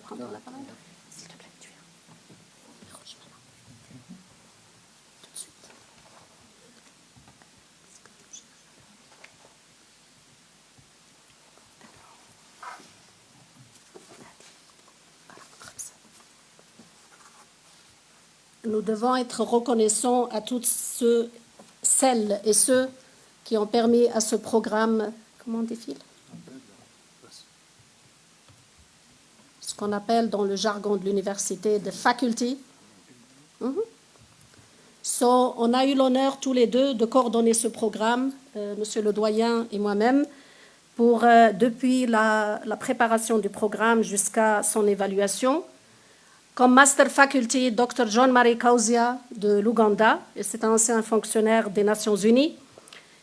Dr Mpilo Ngouban de l'Afrique du Sud, un praticien aussi de la gouvernance locale, Dr Tajdin Rachidi du Royaume du Maroc et de l'Université Akhawayn, professeur émérite Yves Kaban, qui nous est venu de France, Dr Emin Mantezi de Turquie, Dr Harid Satm du Maroc, de l'Université, Dr Johnson Falade du Nigeria, ancien directeur de ONU Habitat, professeur Saïd Nouamani du Maroc et de l'Université, Monsieur Godfrey Aoujna, qui est venu de l'Ouganda, qui est un ancien city manager, Dr Sojen Moudley de l'Afrique du Sud, qui travaille avec la ville de Durban, professeur Abdelghani El Asli de l'Université Akhawayn, professeur Walid Rahmouni également, Monsieur Ladislas, qui est venu du Rwanda, qui a travaillé dans l'association ALGA, et Dr Abdel Karim Marzouk, qui a également délivré un module sur le système géographique intégré. Nous avons eu l'honneur d'avoir ce qu'on appelle les guest lecturers. Premièrement, vous avez été reçus par l'honorable monsieur le maire de la ville d'Ifrane, ici, pour vous présenter sa vision en matière de planification urbaine. Notre secrétaire général adjoint, monsieur Maurice Mbolela, de la Zambie, madame Sarah Jagouant, des Nations Unies, madame Darshin, de l'Union africaine, elle est mauricienne, monsieur Edgar Bileski, qui a travaillé à CGLU Monde et qui est de l'Argentine, monsieur Mohamed Ali, qui est de Azan, de Azerbaïdjan, madame Hanan Rizq, égyptienne, monsieur Jean Bossuet, qui a travaillé à l'ECDPM et qui est spécialiste de l'approche TALD de la Belgique, et professeur Eric Ross de l'université. Il est également Serge Alou, un ancien de CGLU Monde, spécialiste des finances locales de France. Moi-même, j'ai délivré une présentation et Madame Hanan Laroumi, je pense qu'elle est en ligne, du ministère de l'économie et des finances, qui vous a présenté l'intégration de l'approche genre. Docteur Abdullah, il est là, qu'on appelle Monsieur Abdoul, qui vous a parlé beaucoup du leadership transformationnel et également de la place de la culture et la diversité. Madame Rahmatouka, qui est conseillère à CGLU Afrique, et également Madame Nolotando Nkalan de l'Afrique du Sud, qui travaille beaucoup avec la ville de Durban, mais pas que. Et nous avons deux dames que j'ai déjà présentées. Madame Abir a eu l'honneur de présenter le FACDI en anglais pour notre promotion. Et ce sont comment dirais-je, l'armée qui travaille de manière très discrète et de manière très professionnelle. C'est Madame Jihad Mandine et Madame Abir Achour qui ont permis à ce programme d'arriver à ce jour de la remise des diplômes. Voilà, mesdames et messieurs, le corps professoral qui a animé, préparé et transmis du savoir, transmis des valeurs, des principes, et également des outils, des méthodologies qui vont vous permettre d'améliorer votre futur. Monsieur le Président. Now I want to address the graduates. As a Dean of the Executive Education at the Akhawayn University. So graduates, esteemed faculty, honored guests, families and friends. It is with great pride and joy that I stand in front of you today to celebrate the accomplishment of this extraordinary group of professionals. As the Dean of Continuing Education, it is my privilege to address you on this moment, the graduation of the Executive Master's class in City Management Cohort of 2024. Reflecting on the accomplishment, graduates, today marks the culmination of a journey that has required immense dedication, resilience, and sacrifice. You came to this program with impressive background and wealth of experience. You have managed careers, families, and countless of other responsibilities while pursuing this advanced degree. And now here you are, equipped with new insights, sharpened skills, and a deeper understanding of what it means to lead and manage in a complex world of city governance. Your commitment to excellence, your willingness to learn and grow, and your passion for public services are what have brought you to this today. You have engaged in rigorous academic work, collaborated on innovative in innovative projects and contribute to a learning environment that has been enriched by the diversity of your perspective and experience. As city managers, you're stepping into roles that are critical to the well-being of the communities and the future of our cities. The work you do will have a profound impact on the lives of countless individuals, those who live, work, and build their dreams in the urban environment you will help shape. We live in an era of rapid change. Urbanization is accelerating, technology is transforming the way we live and work, and the challenge of sustainability, equity, and resilience are more pressing than ever. Your role as city manager is to navigate the complexities, to craft policies that address the needs of today while anticipating the demands of tomorrow, and to lead with vision and integrity.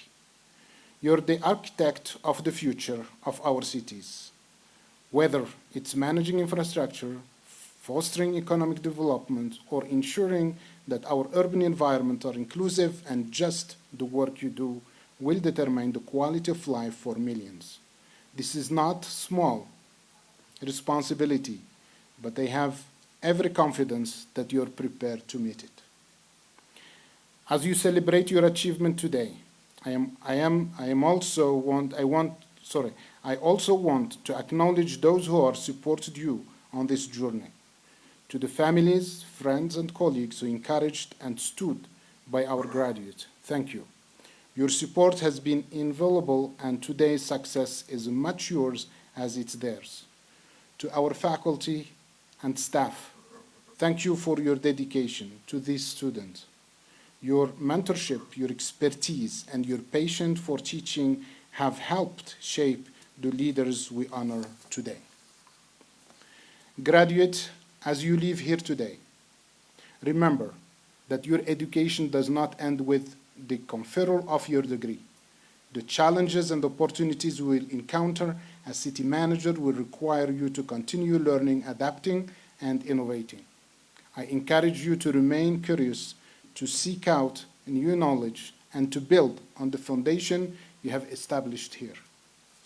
As you go forward, carry with you the value of our institution: excellence, service, and commitment to the greater good. Lead with empathy, make decisions with integrity, and always keep the well-being of your communities at the front of your work. In closing, I offer my deep heart congratulations to each of you. You have accomplished something remarkable, and you should be incredibly proud of all you have achieved. But today is not just the end of a journey. It is the beginning of a new chapter. As you step into the new phase of your career, I challenge you to make the knowledge and skills you have gained and use them to make a difference. Be the leader of our cities and what our cities needs. Be the visionary who care, who create a better, more equitable future for all. Congratulations, class 2024. I wish you all the best in your endeavor, and I look forward to seeing the incredible impact you will make on the world. Thank you.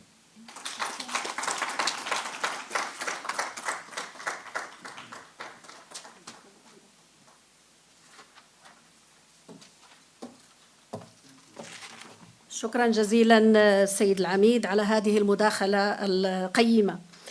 والآن وصلنا إلى المحطة. C'est le moment très émouvant pour tout étudiant et pour toute personne qui est impliquée dans un programme de formation. La plupart d'entre nous, nous connaissons ce moment. Alors, nous avons l'honneur d'inviter Monsieur le vice-président pour les affaires académiques de rejoindre le stage, Monsieur Jean-Pierre Elambassi, Monsieur le doyen. Nos étudiants vont se mettre en ordre qui leur a été indiqué par Jihad et nous allons passer à la remise des diplômes. Pardon. Juste après, comme ça vous annoncez le nom. On le remet et puis après, je vous donne la parole.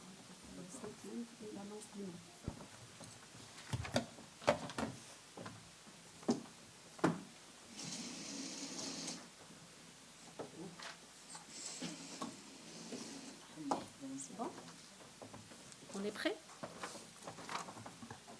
Alors, Madame Alberta Wata Abou de Sierra Leone,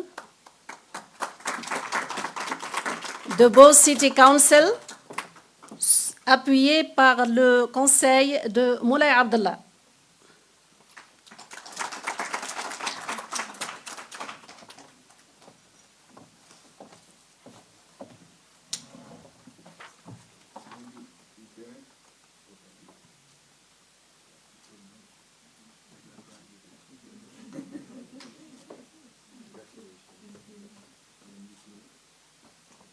Félicitations.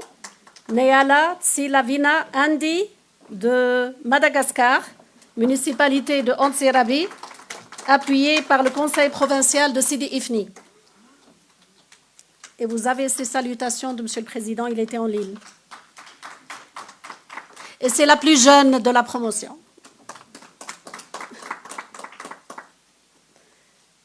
Monsieur Lamine Badji de la Gambie, Kanifing Municipal Council, appuyé par le conseil municipal de Youssoufia.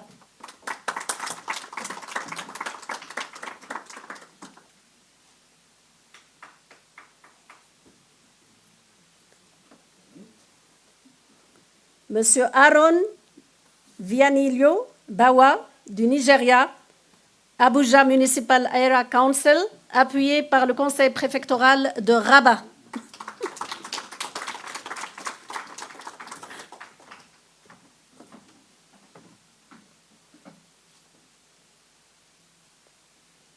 Monsieur Sylvester Abdul Dangima de Sierra Leone, Banti Municipal Council, appuyé par le conseil municipal de Moulay Abdallah.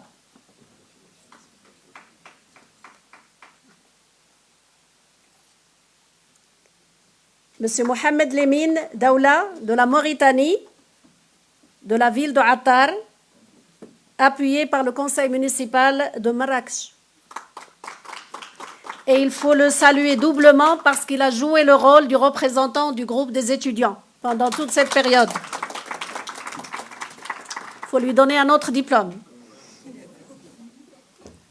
Madame Minatou Nejih, qui est de la Mauritanie également, la même ville de Attar, appuyée par le conseil municipal de la ville de Marrakech.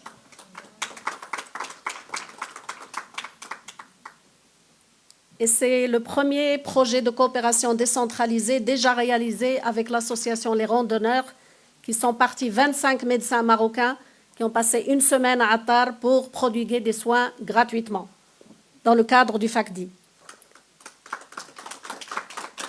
Monsieur Mustafa Djani de la Gambie, Mansankwa Area Council, appuyé par le conseil préfectoral de Srerat Timara.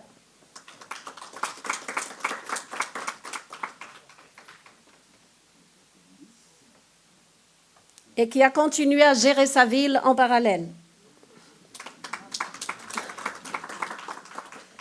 Madame Nancy Claire Juma de Kenya, County Government of Kisumu, appuyée par le conseil régional de Rabat Salé Kenitra. Monsieur Leviticus Kizito de l'Ouganda, ville de Jinja, appuyé par le conseil municipal d'Essaouira.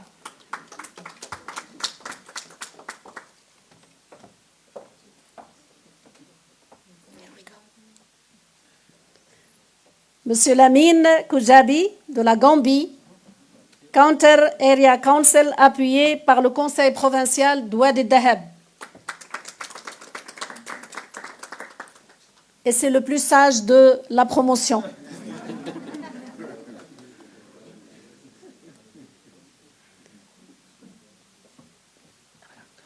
Monsieur Bangaba Kouane-Neville du Cameroun, de la ville de Mouanko Municipal Council, appuyé par le conseil préfectoral de Salé.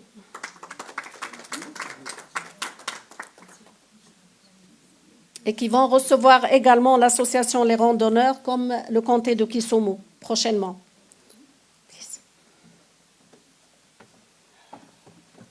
Monsieur Hamid Ali Makam de la Tanzanie, West Municipal Council, appuyé par le Conseil provincial de Wadi Dahab.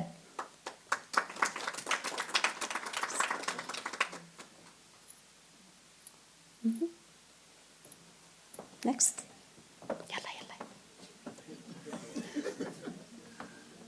Ils m'ont trouvé beaucoup de noms, cette promotion, hein? Je vais les dire après.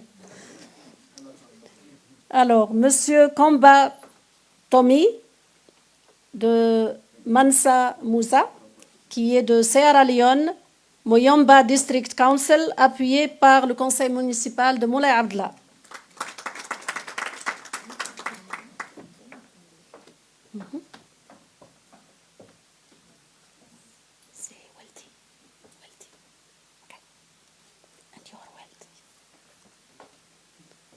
Monsieur Sifé Sile, Welty Masango de Swatini, City Town Council, appuyé par le conseil provincial de Sidi Ifni.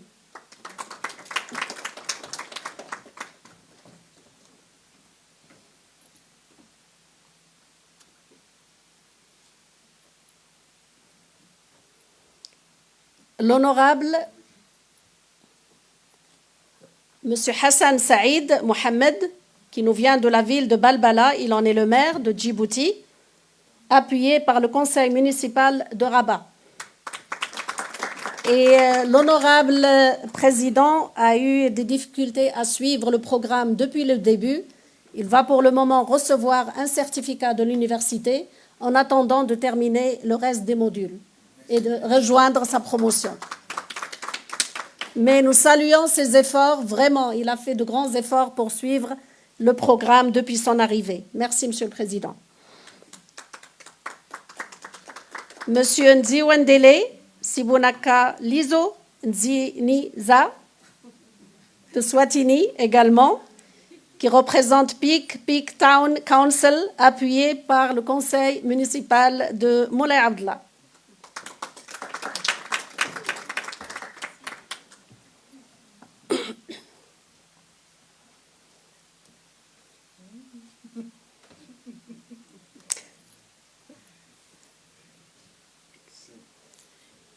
Madame Lazarus Eunice Niaholo, qui est du Nigeria également, qui nous vient de Abuja, appuyée par le conseil préfectoral de Rabat.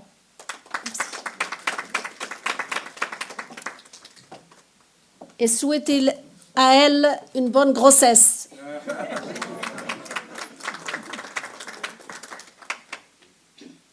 We wish to you a nice and restful pregnancy.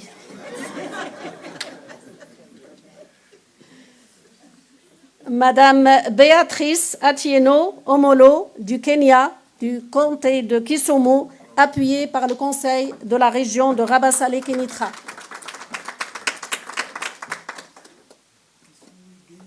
Yeah.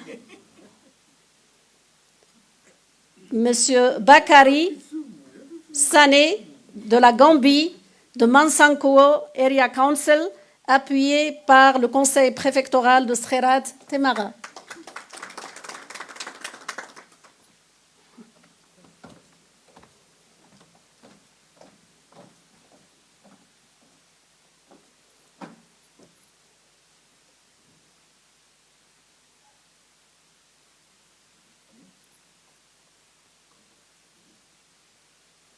Madame Angela Sissay de Sierra Leone, Moyomba District Council, appuyée par le conseil municipal de Moulay Abdallah.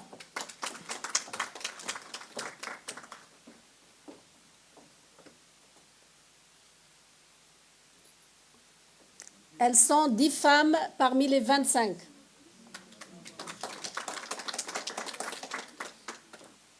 Monsieur Hassan Sharif Mohamed, de Sierra Leone également, de Banti District Council, appuyé par le conseil de la ville de Moulay Abdallah.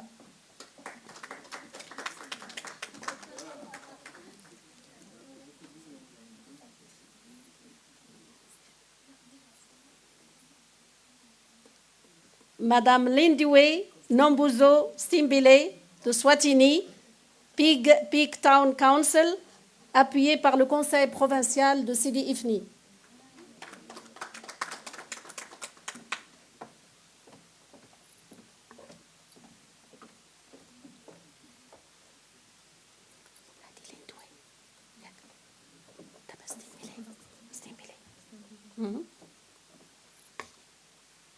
On reste à Eswatini, mademoiselle Stimbele Similan, qui nous vient de Siteki Town Council, appuyée par le Conseil provincial de Sidi Ifni. Et je voudrais souligner, Excellence, qu'avant de venir au Maroc, leurs ministres leur ont organisé une conférence pour les préparer à venir participer, bénéficier de ce programme. Et nous terminons avec Aïcha Wanpande, qui nous vient de Jinja, de l'Ouganda, appuyée par le conseil municipal de la ville d'Essaouira.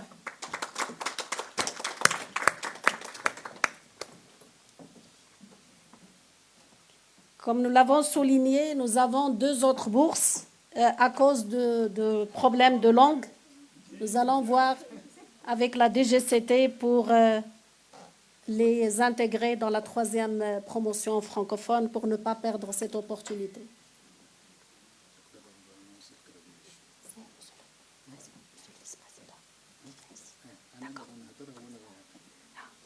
Alors, un autre applaudissement pour notre...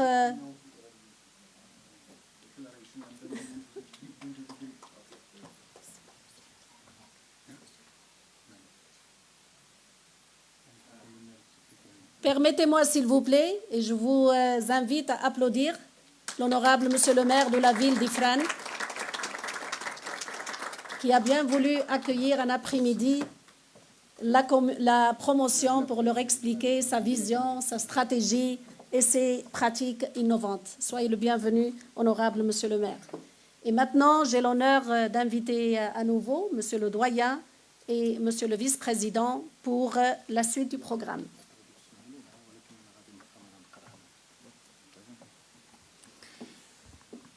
Okay, the time has now come for you to graduate. Will the candidate for the Executive Master Degree in City Management at the Akhawayn University and the Faculty of the Executive Education Program please rise?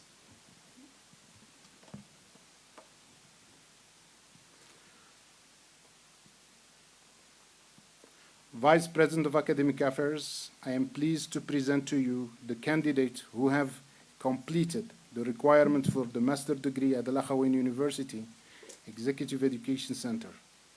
As the Dean of the Executive Education Center, ended the name of the faculty of the center, and now ask you to confirm upon these students the degree which they have earned. It is my great honor to confer upon you the degrees which you have earned. Congratulations. Please move on your tassel.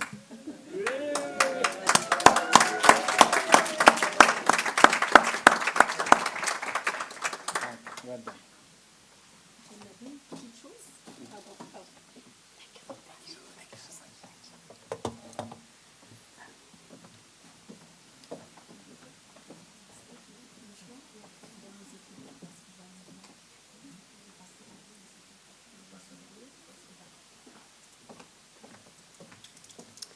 Il nous reste 2 moments. Installez-vous, s'il vous plaît. Nous avons l'honneur de donner la parole à nouveau à notre secrétaire général de CGLU Afrique qui souhaite s'adresser aux étudiants. Et après, nous donnerons la parole aux représentants des étudiants pour délivrer leurs mots. Monsieur le secrétaire général, vous avez la parole.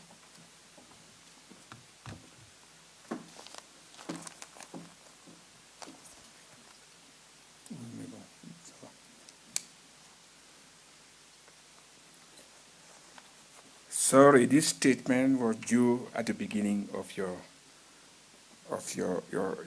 course.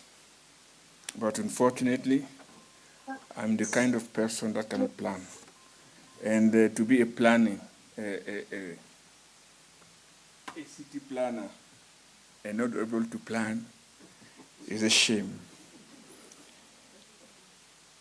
First of all, I bring you greetings from Madame Fatimatou Abdel Malik, the president of the region of Nouakchott in Mauritania, who is also the president of United Cities and Local Government of Africa.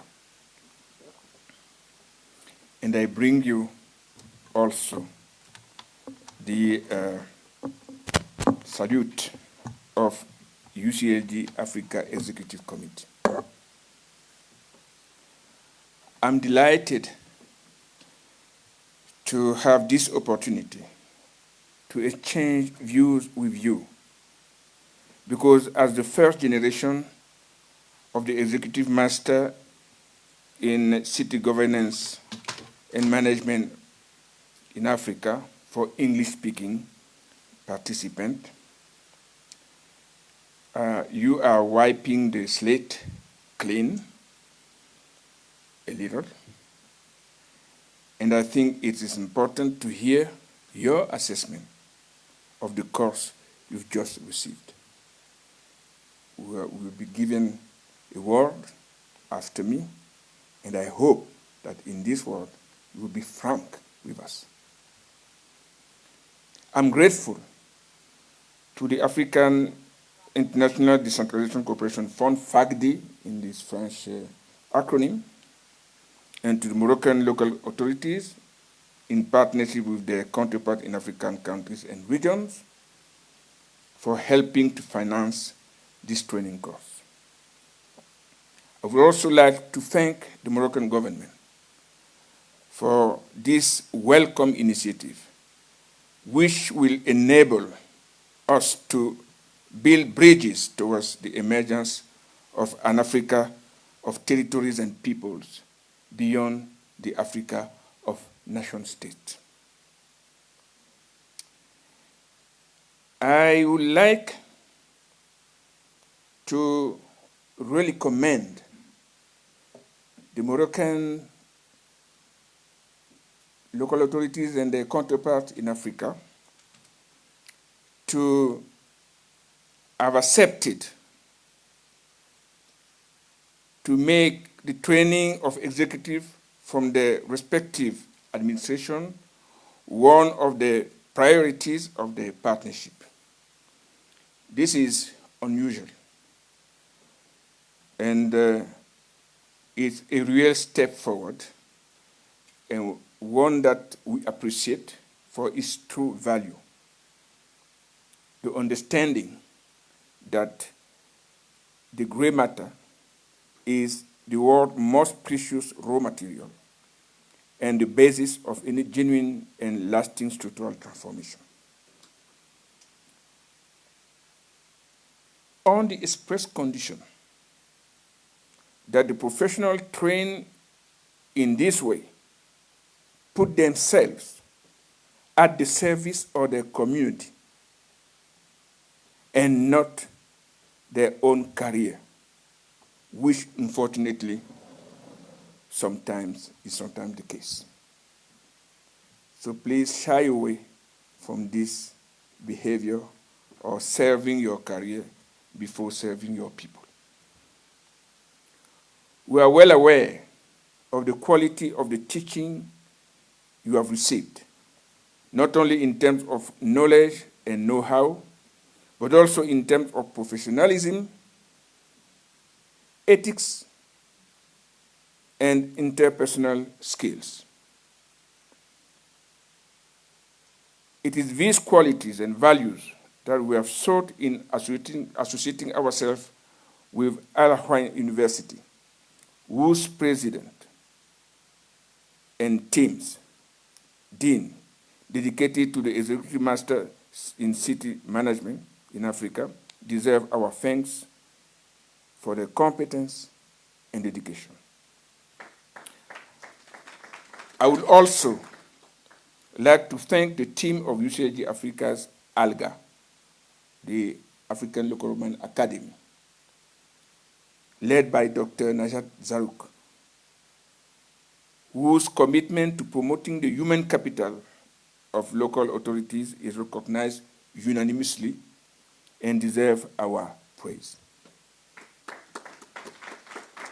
Let me also take this opportunity to humbly thank the lecturers, teachers, mentors that participated so ably in the implementation of this executive master in the management of African cities. As we speak, after the insight, method, tools provided by the various teachers and experts, and the exchange that have taken place with them and among yourselves, I am convinced that you are now better equipped to tackle the challenge of urban development management with greater competence.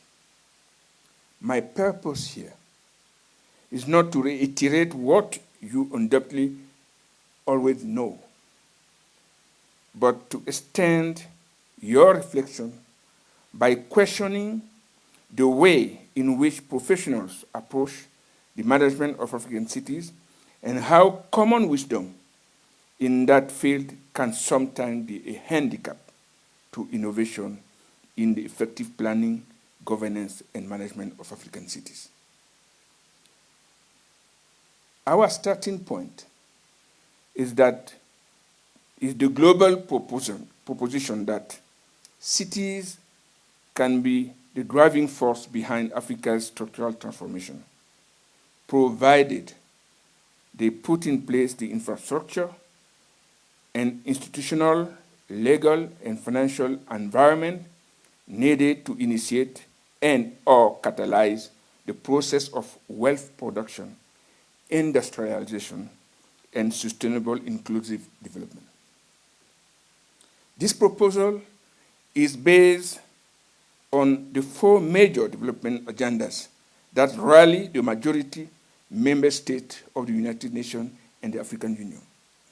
Primarily, the Sustainable Development Goals, which are undoubtedly one of the most comprehensive programs of action for eradicating poverty, promoting the transition to a low-carbon economic system, and reversing the trend towards growing inequality.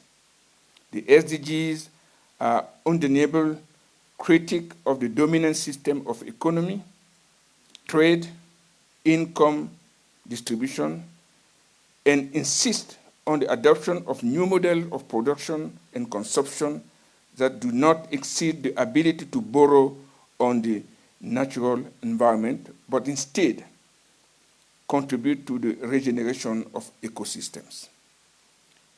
Then there is the Paris Agreement on climate change, whose special report by the IPCC recommends limiting the rise in global temperature to 1.5 degrees Celsius above pre-industrial levels.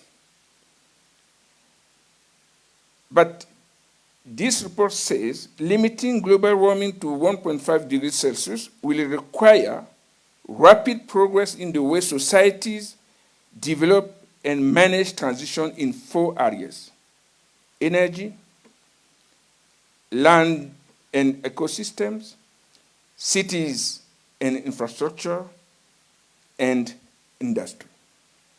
The report goes on to state that the urban system and urbanization are a factor in each of the other systems needed to form a more sustainable development pathway.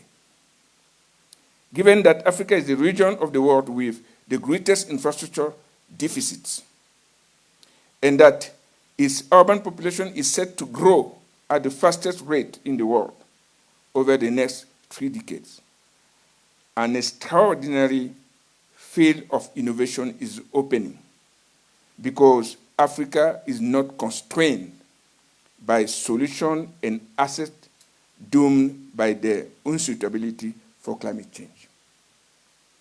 Fourth, in the African Union Agenda 2023, we set out an African vision that accepts that alongside a commitment to human rights, the rule of law and democratic governance, we must capitalize on indigenous knowledge system and harness the potential of the knowledge economy.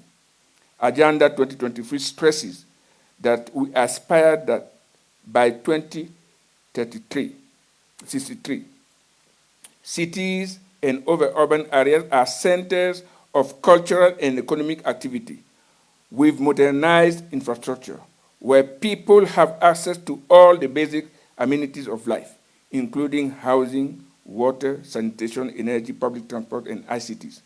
Urban economies are structurally organized to create shared growth, decent jobs, and economic opportunities for all. 2063, not so far away.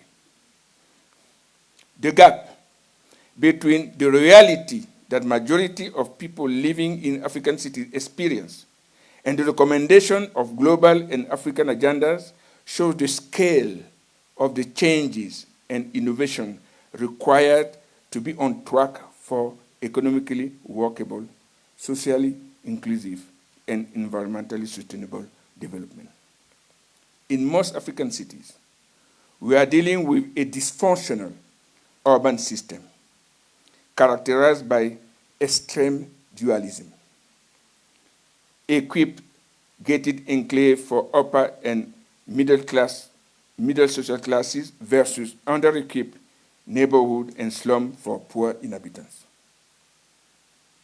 Export processing area benefiting 24 days, 7 hours, energy security and temporary exemption from tax obligation versus clusters of informal businesses hampered by limited and costly connectivity to basic infrastructure and services, which, with no guarantee of continuity of service, which greatly reduce the profitability of these businesses, which are also subject to predatory taxation. Formalized and financialized land and real estate market that access mortgage funds against unregistered and untitled land occupied by residents living under permanent threat of eviction. Privatized and immaculate open space and green areas reserved for the lucky few against public space, against limited, neglected, unmaintained, unsafe public place for the many. This is the reality that awaits you when you return from here. These dualisms are not only the product of structural inequality, they also reflect long-term underinvestment in infrastructure designed to support businesses and residents alike. Faced with this dual configuration, the poor implement coping strategies. These populations do not hesitate to illegally tap into formal infrastructure networks and their extension, and to pirate them for services reallocation to gain access to services they will not otherwise to ensure their social, economic, and political reproduction. Put another way, even though most African cities have a limited level of infrastructure, the urban poor always manage to access water, electricity, transport, and other services through improvised and makeshift systems that enable them to connect to conventional networks designed to serve only a limited proportion of urban population. This reality forces us to ask two questions. Are the technical choices and technological packages and their institutional and financial arrangement that we are taught to take for granted, conceived in context of dense, wealthy cities with low demographic and spatial growth rates, such as European cities, and that we implement in our professional practices, are they really adapted to meet the need of African cities, which double their population and surface area every 10 to 15 years, and are globally poor with a high proportion of population that are too young and therefore inactive. In view of the dual reality of most African cities, shouldn't we have instead be designing hybrid responses that leave plenty of room for inventiveness and co-creation with the city with its inhabitants, especially the 60% or 70% inhabitants who live in under-equipped houses area that are poorly integrated in the rest of the city, which presupposes designing systems that are open to experimentation and trial and error. Can we propose technical, institutional, legal, and financial choices and arrangements that allow such exploration of hybrid solutions without weakening the management of urban development? These are questions to you, because this is what we are going to face when back home. These two questions already show that professionals must not approach their practice with the conviction that the knowledge and qualification they have acquired prepare them to find the right answers to the situation they will encounter in the field. On the contrary, because you are now seasoned professionals, you owe it to yourself to ask the right question and seek to stimulate reflection by listening carefully to the practices of population, especially those living in poor neighborhoods, and by opening up to the world of academia and research as the field of innovation to be explored is immense, and at the time when responsibility for the world's folk in the road towards sustainable development will increasingly depend on the choice of technological solution and institutional, legal, and financial arrangement implemented in Africa.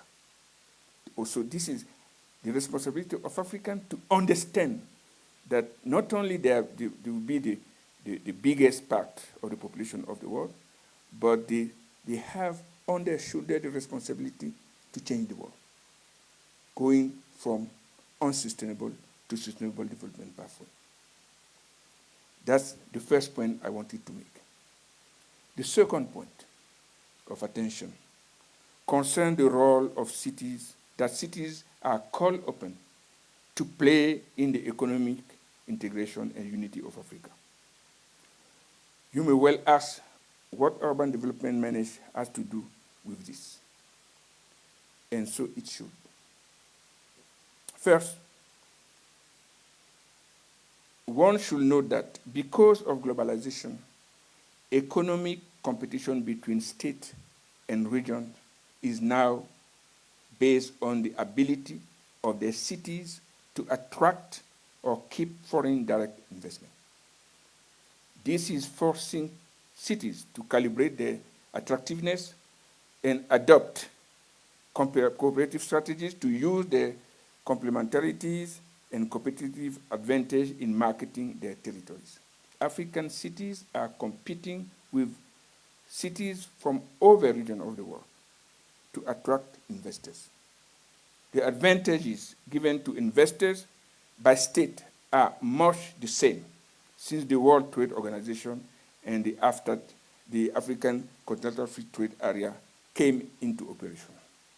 The difference in attracting investors now lies in the quality of services and the living environment offered by cities to the managers and workers of international companies. The tragedy of this race for international standard quality of life is that it forces African cities to make socially difficult choices. Invest in international standard to attract business, or invest to serve the local population first. What guides this choice should be a sharp vision of the city's future and resulting development trajectory, shared by most residents. Few African cities have articulated such a vision. Firstly, because it is difficult to build a consensus on the future of the city where 1 out of 4 inhabitants are not stable and where most of them were not there 10 years ago. Secondly, the ritual of local political leadership election every 4 to 5 years tend to limit the projection of vision to this horizon, which is clearly too short to carry a long-term vision and strategy. By limiting the thinking horizons of Africa's economic elite to the annual meeting of the IMF and the World Bank, the structural adjustment policies implemented over 20 years in nearly all African countries have contributed to definitely undermining any recourse to the long term, which is so essential to the undertaking of structural transformation. Under this condition, what social forces are needed to build a long-term vision of the cities or region development, and what mechanisms need to be put in place to ensure that the vision patiently constructed is not systematically called into question by the teams provided political leadership for the city or region at the mercy of successive municipal or territorial elections. The development of city and regional planning schemes is often the pretext to building this needed consensus on the future of the towns or territory. However, this cannot be achieved without linking up the economic and regional planning policies of national state, which ideally should be part of broader development plans for the sub-region and the African continent. If Africa is serious about the continent's economic integration, then it is incomprehensible that we haven't yet proposed the organization of network of human settlement in all the countries of the continent, with the ambition of creating a superior network of African cities responsible for driving regional and continental integration and connecting the continent to the network of global cities that drive the flows and dynamic of the globalized economy. This second and final point is simply to point out that no city can develop without a relationship with its hinterland and with the network of cities to which it is connected. No city can be governed and managed effectively in ignorance of the dimension of belonging to a network of cities. This notion is particularly important for African cities, whose borders often divide common cultural areas. It is for this reason that the development of cross-border decentralized cooperation is particularly important for the integration and unification of Africa. According to Africa Police, Africa has some 635 cross-border cities, home to 8% of the continent's total population, including 10 national capitals and 6 cities with a population of over 1 million inhabitants. The development of a cross-border decentralized cooperation program between these cities will turn them from point of rupture into point of suture between unjustly separated economic and cultural area. I borrow this expression from the past president of Mali, Mr. Alpha Oumar Konaré. Such a perspective will drastically change the way these cities should be planned and managed. For UCLG Africa, Africa's development and integration must be driven from its cities and territories. you are, the people that are now sitting in front of me, you are the driving force behind this move. May you be convinced of this and become resolute militants of this noble cause. This is why, this is at least my wish for you, as I congratulate you on your brilliant success in this first promotion of Executive Master's Program on the Management of African Cities. And we choose to name your promotion after a renowned African in the field of urban development, Professor Akin Mabogunji, a geographer and urban researcher at the University of Ibadan in Nigeria. He passed away, but Professor Mabogunji was an internationally renowned expert, member of numerous academies of science, including the US Academy of Science, the UK Academy of Science, the French Academy of Science, the Indian Academy of Science. Is a monument. And what I can give you as an advice is to go and Google his name, and you'll see if you can deserve even to be named after him. I had the honor to be mentored by Professor Akin Mabogunji. I know what I owe to his wisdom, knowledge, and guidance. And read his contributions, and you'll see how much your promotion will be respected when you say, I'm from the Akin Mabogunji promotion of the Akhawayn University Master degree. I wish you every success in your new trajectory, successful trajectory, we think it would be. And we wish you to continue, but as the Dean was saying, not too soon. Let have the benefit of your knowledge first in your and then you can fly after that. And frankly, what I want to say is that you need to trust in you. Have self-esteem. You are in good hands at Akhawayn. You are in good hands at ALGA. You are in good hands in Africa. God bless you.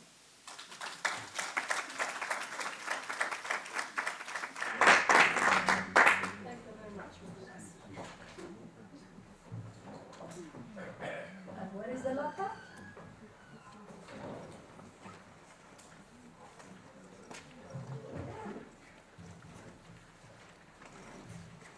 I think we are a little bit on time.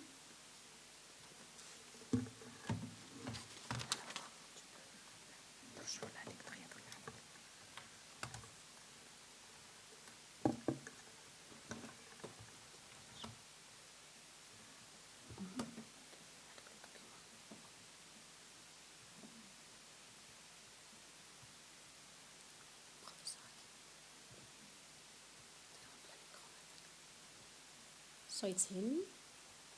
So this is the Honorable Professor Akin Mabogunji du Nigeria, dont vous porterez le nom dorénavant, deuxième promotion du MEMVA anglophone.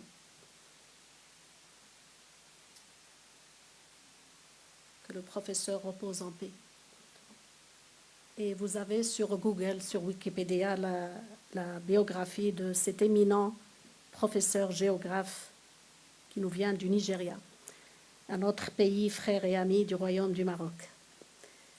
Et nous avons maintenant, si le technicien peut revenir, s'il vous plaît, nous allons passer à la dernière phase, c'est de donner la parole. This will be the speech from the students, and they will be represented by two students, one from Eswatini and the other one from Jinja, a man and woman, yeah, hand in hand. So please, can you join the stage to deliver your speech on behalf of your colleagues of this second cohort? And we teach you time management. Demonstrate that it was done.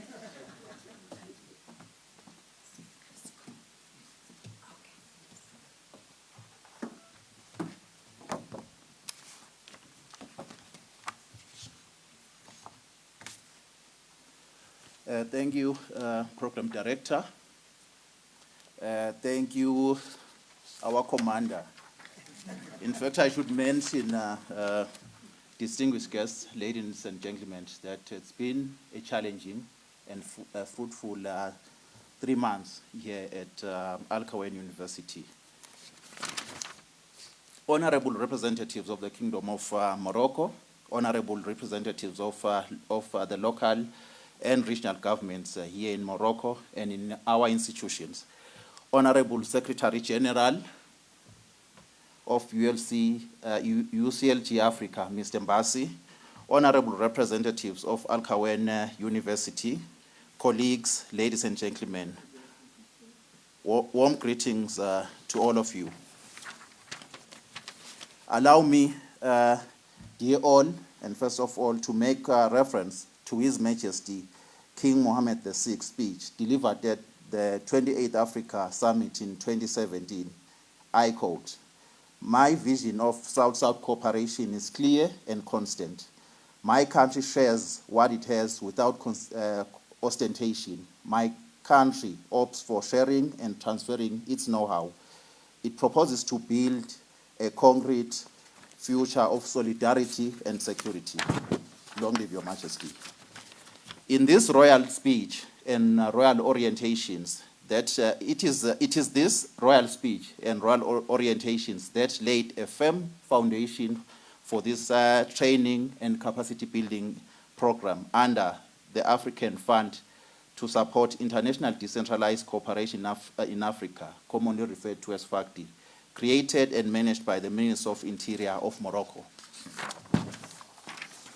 Program Director, I must mention that during the past 3 months we've been here, not only did we cover various courses related to African cities management, but this learning environment also created a proper environment for sharing of ideas amongst the graduates and lecturers on the challenges facing African cities.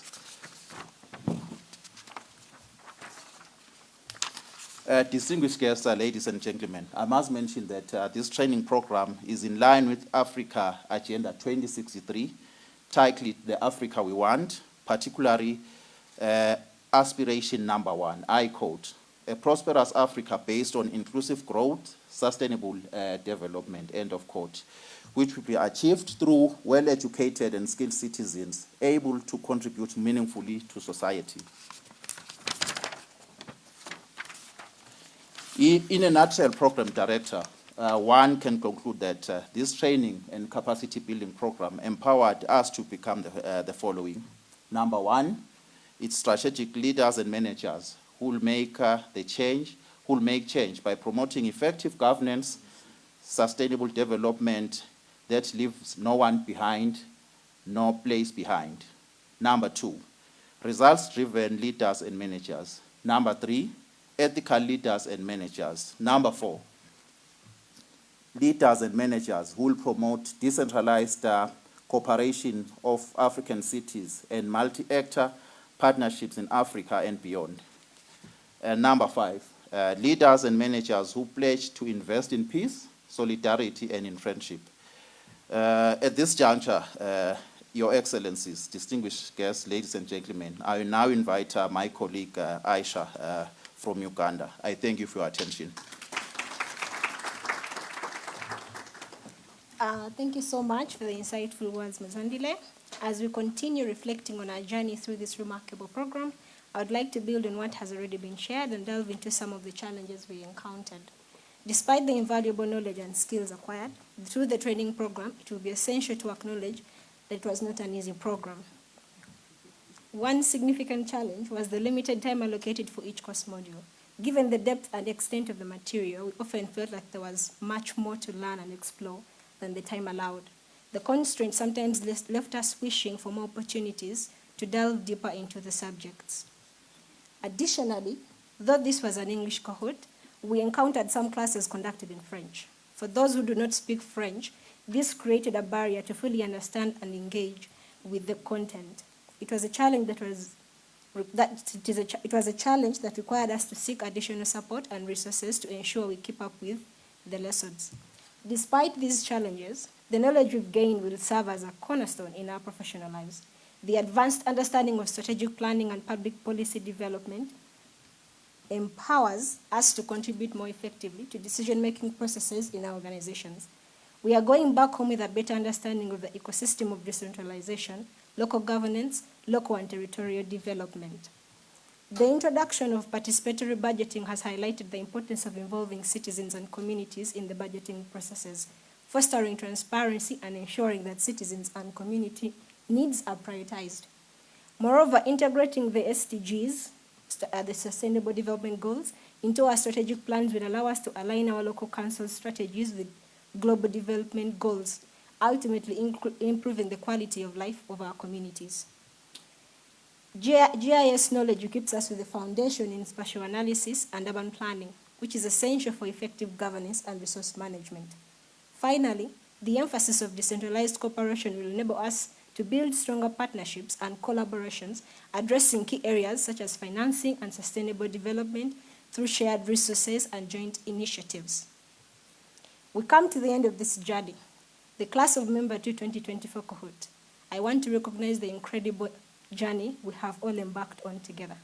We started this program as individuals with cultural diversity, 11 countries, 16 local and regional governments, with different backgrounds, experiences, and aspirations. Still, we are living it as a united group of professionals equipped with the values, the knowledge, and the skills to make a real impact on the Africa we want.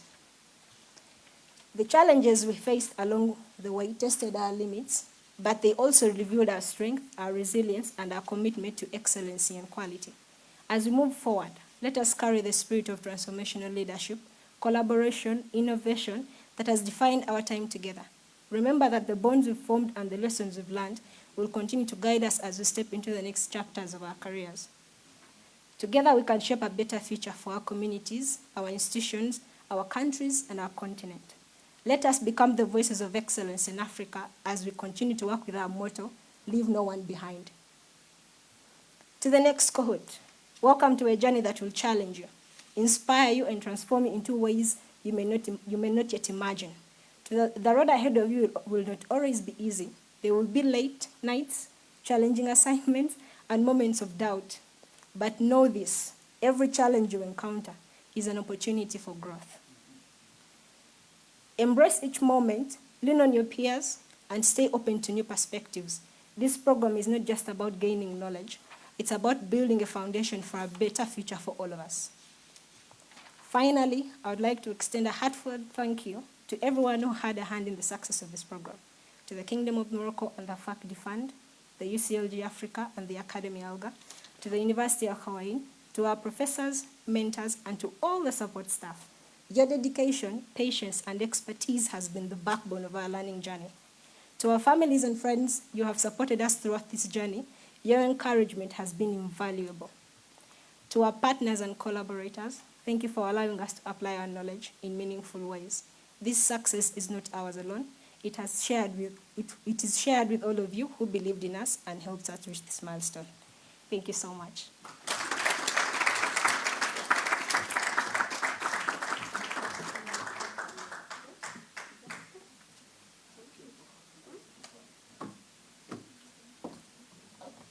Thank you very much, representative of this second cohort, for this brilliant message and speech to all of us and to your colleagues.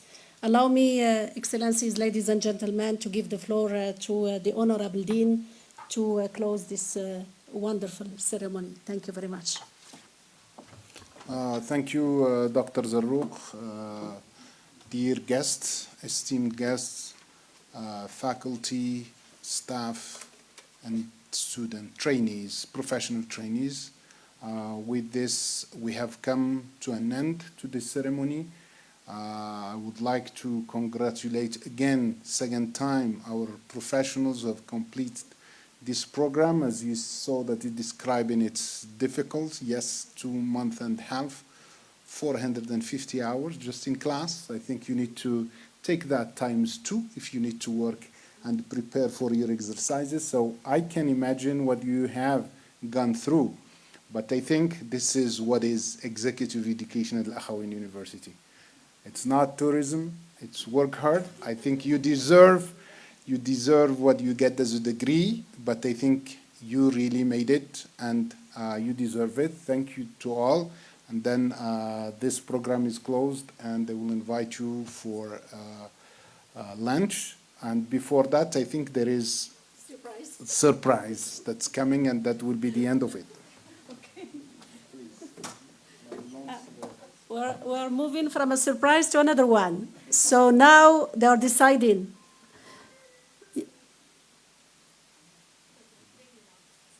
So please.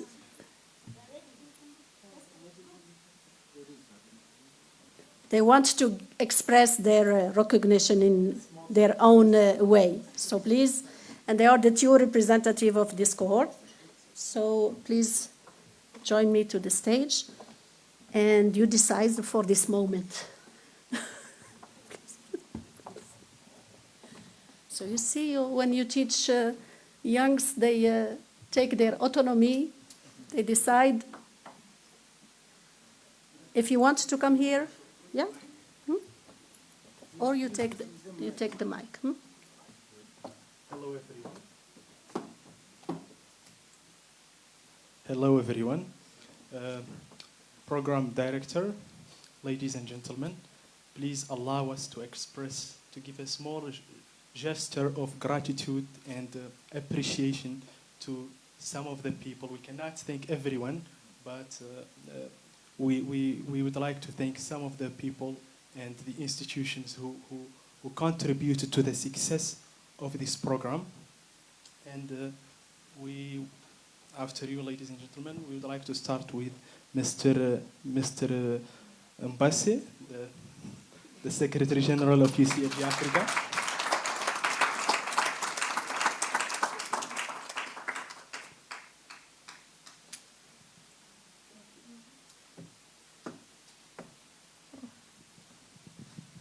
Thank you so much, sir.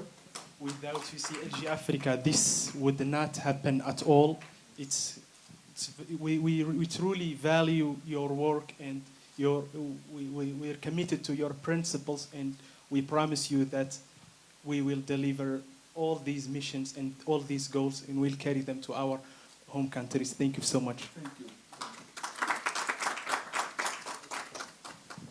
We would like also to thank the Iron Lady, the commander,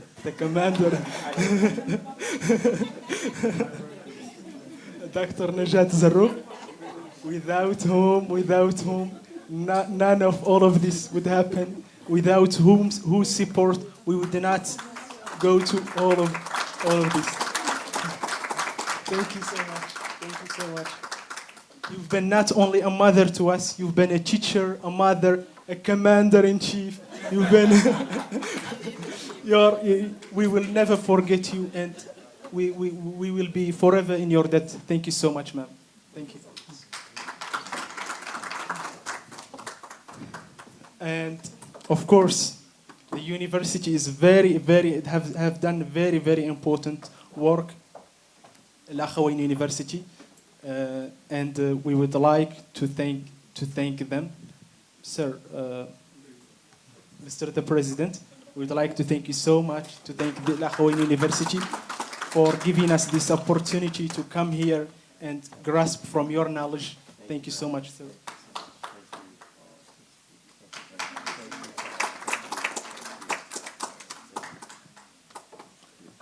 The Dean. Thank you so much, Mr. Zarrouk, Professor Abdul Karim Zarrouk.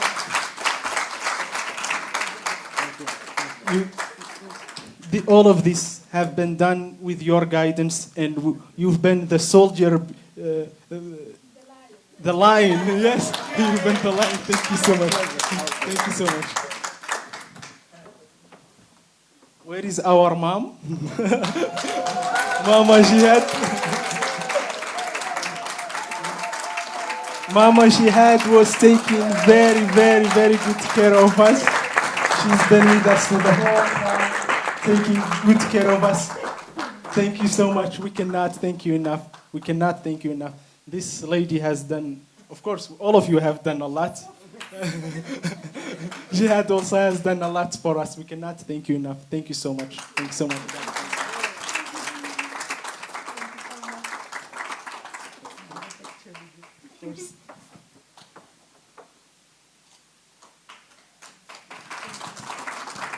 Thank you.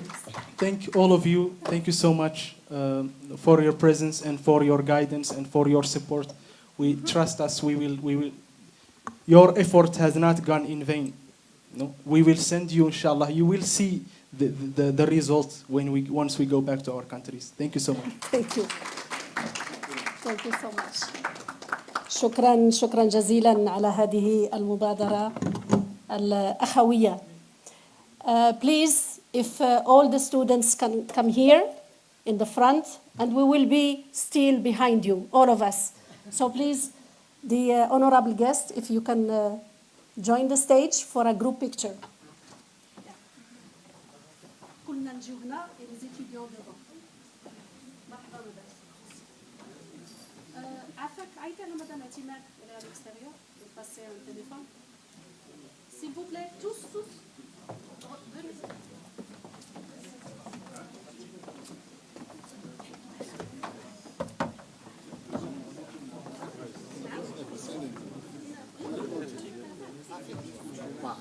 هذا الشيء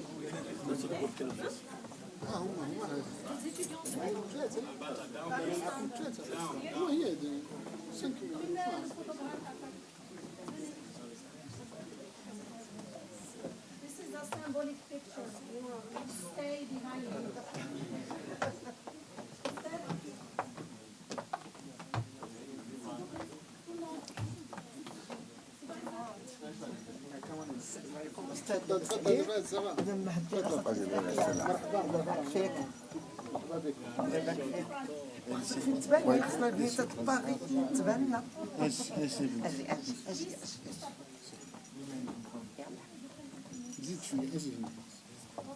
شكرا. هذه اللي جايبها.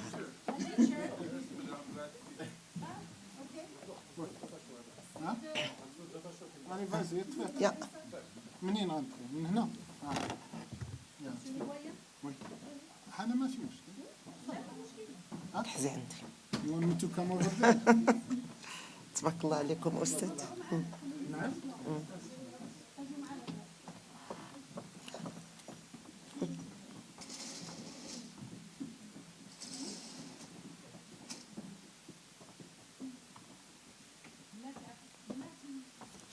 شو هندير لك.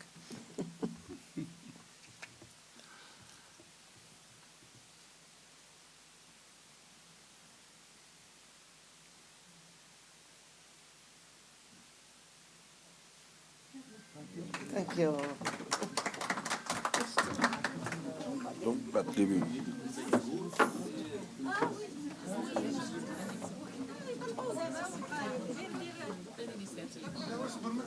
دير عافاك هذاك النشيد نشيدنا حنا ديري هذاك النشيد ديالنا حنا عندك قول لي واش نديروا انا دوك بيكتشر على برا ولا دوك تديهم الجميع La maman. Congratulations. Thank you so much. Thank you so much. ماشي ديال المغرب ديالنا حنا ديري عالي عافاك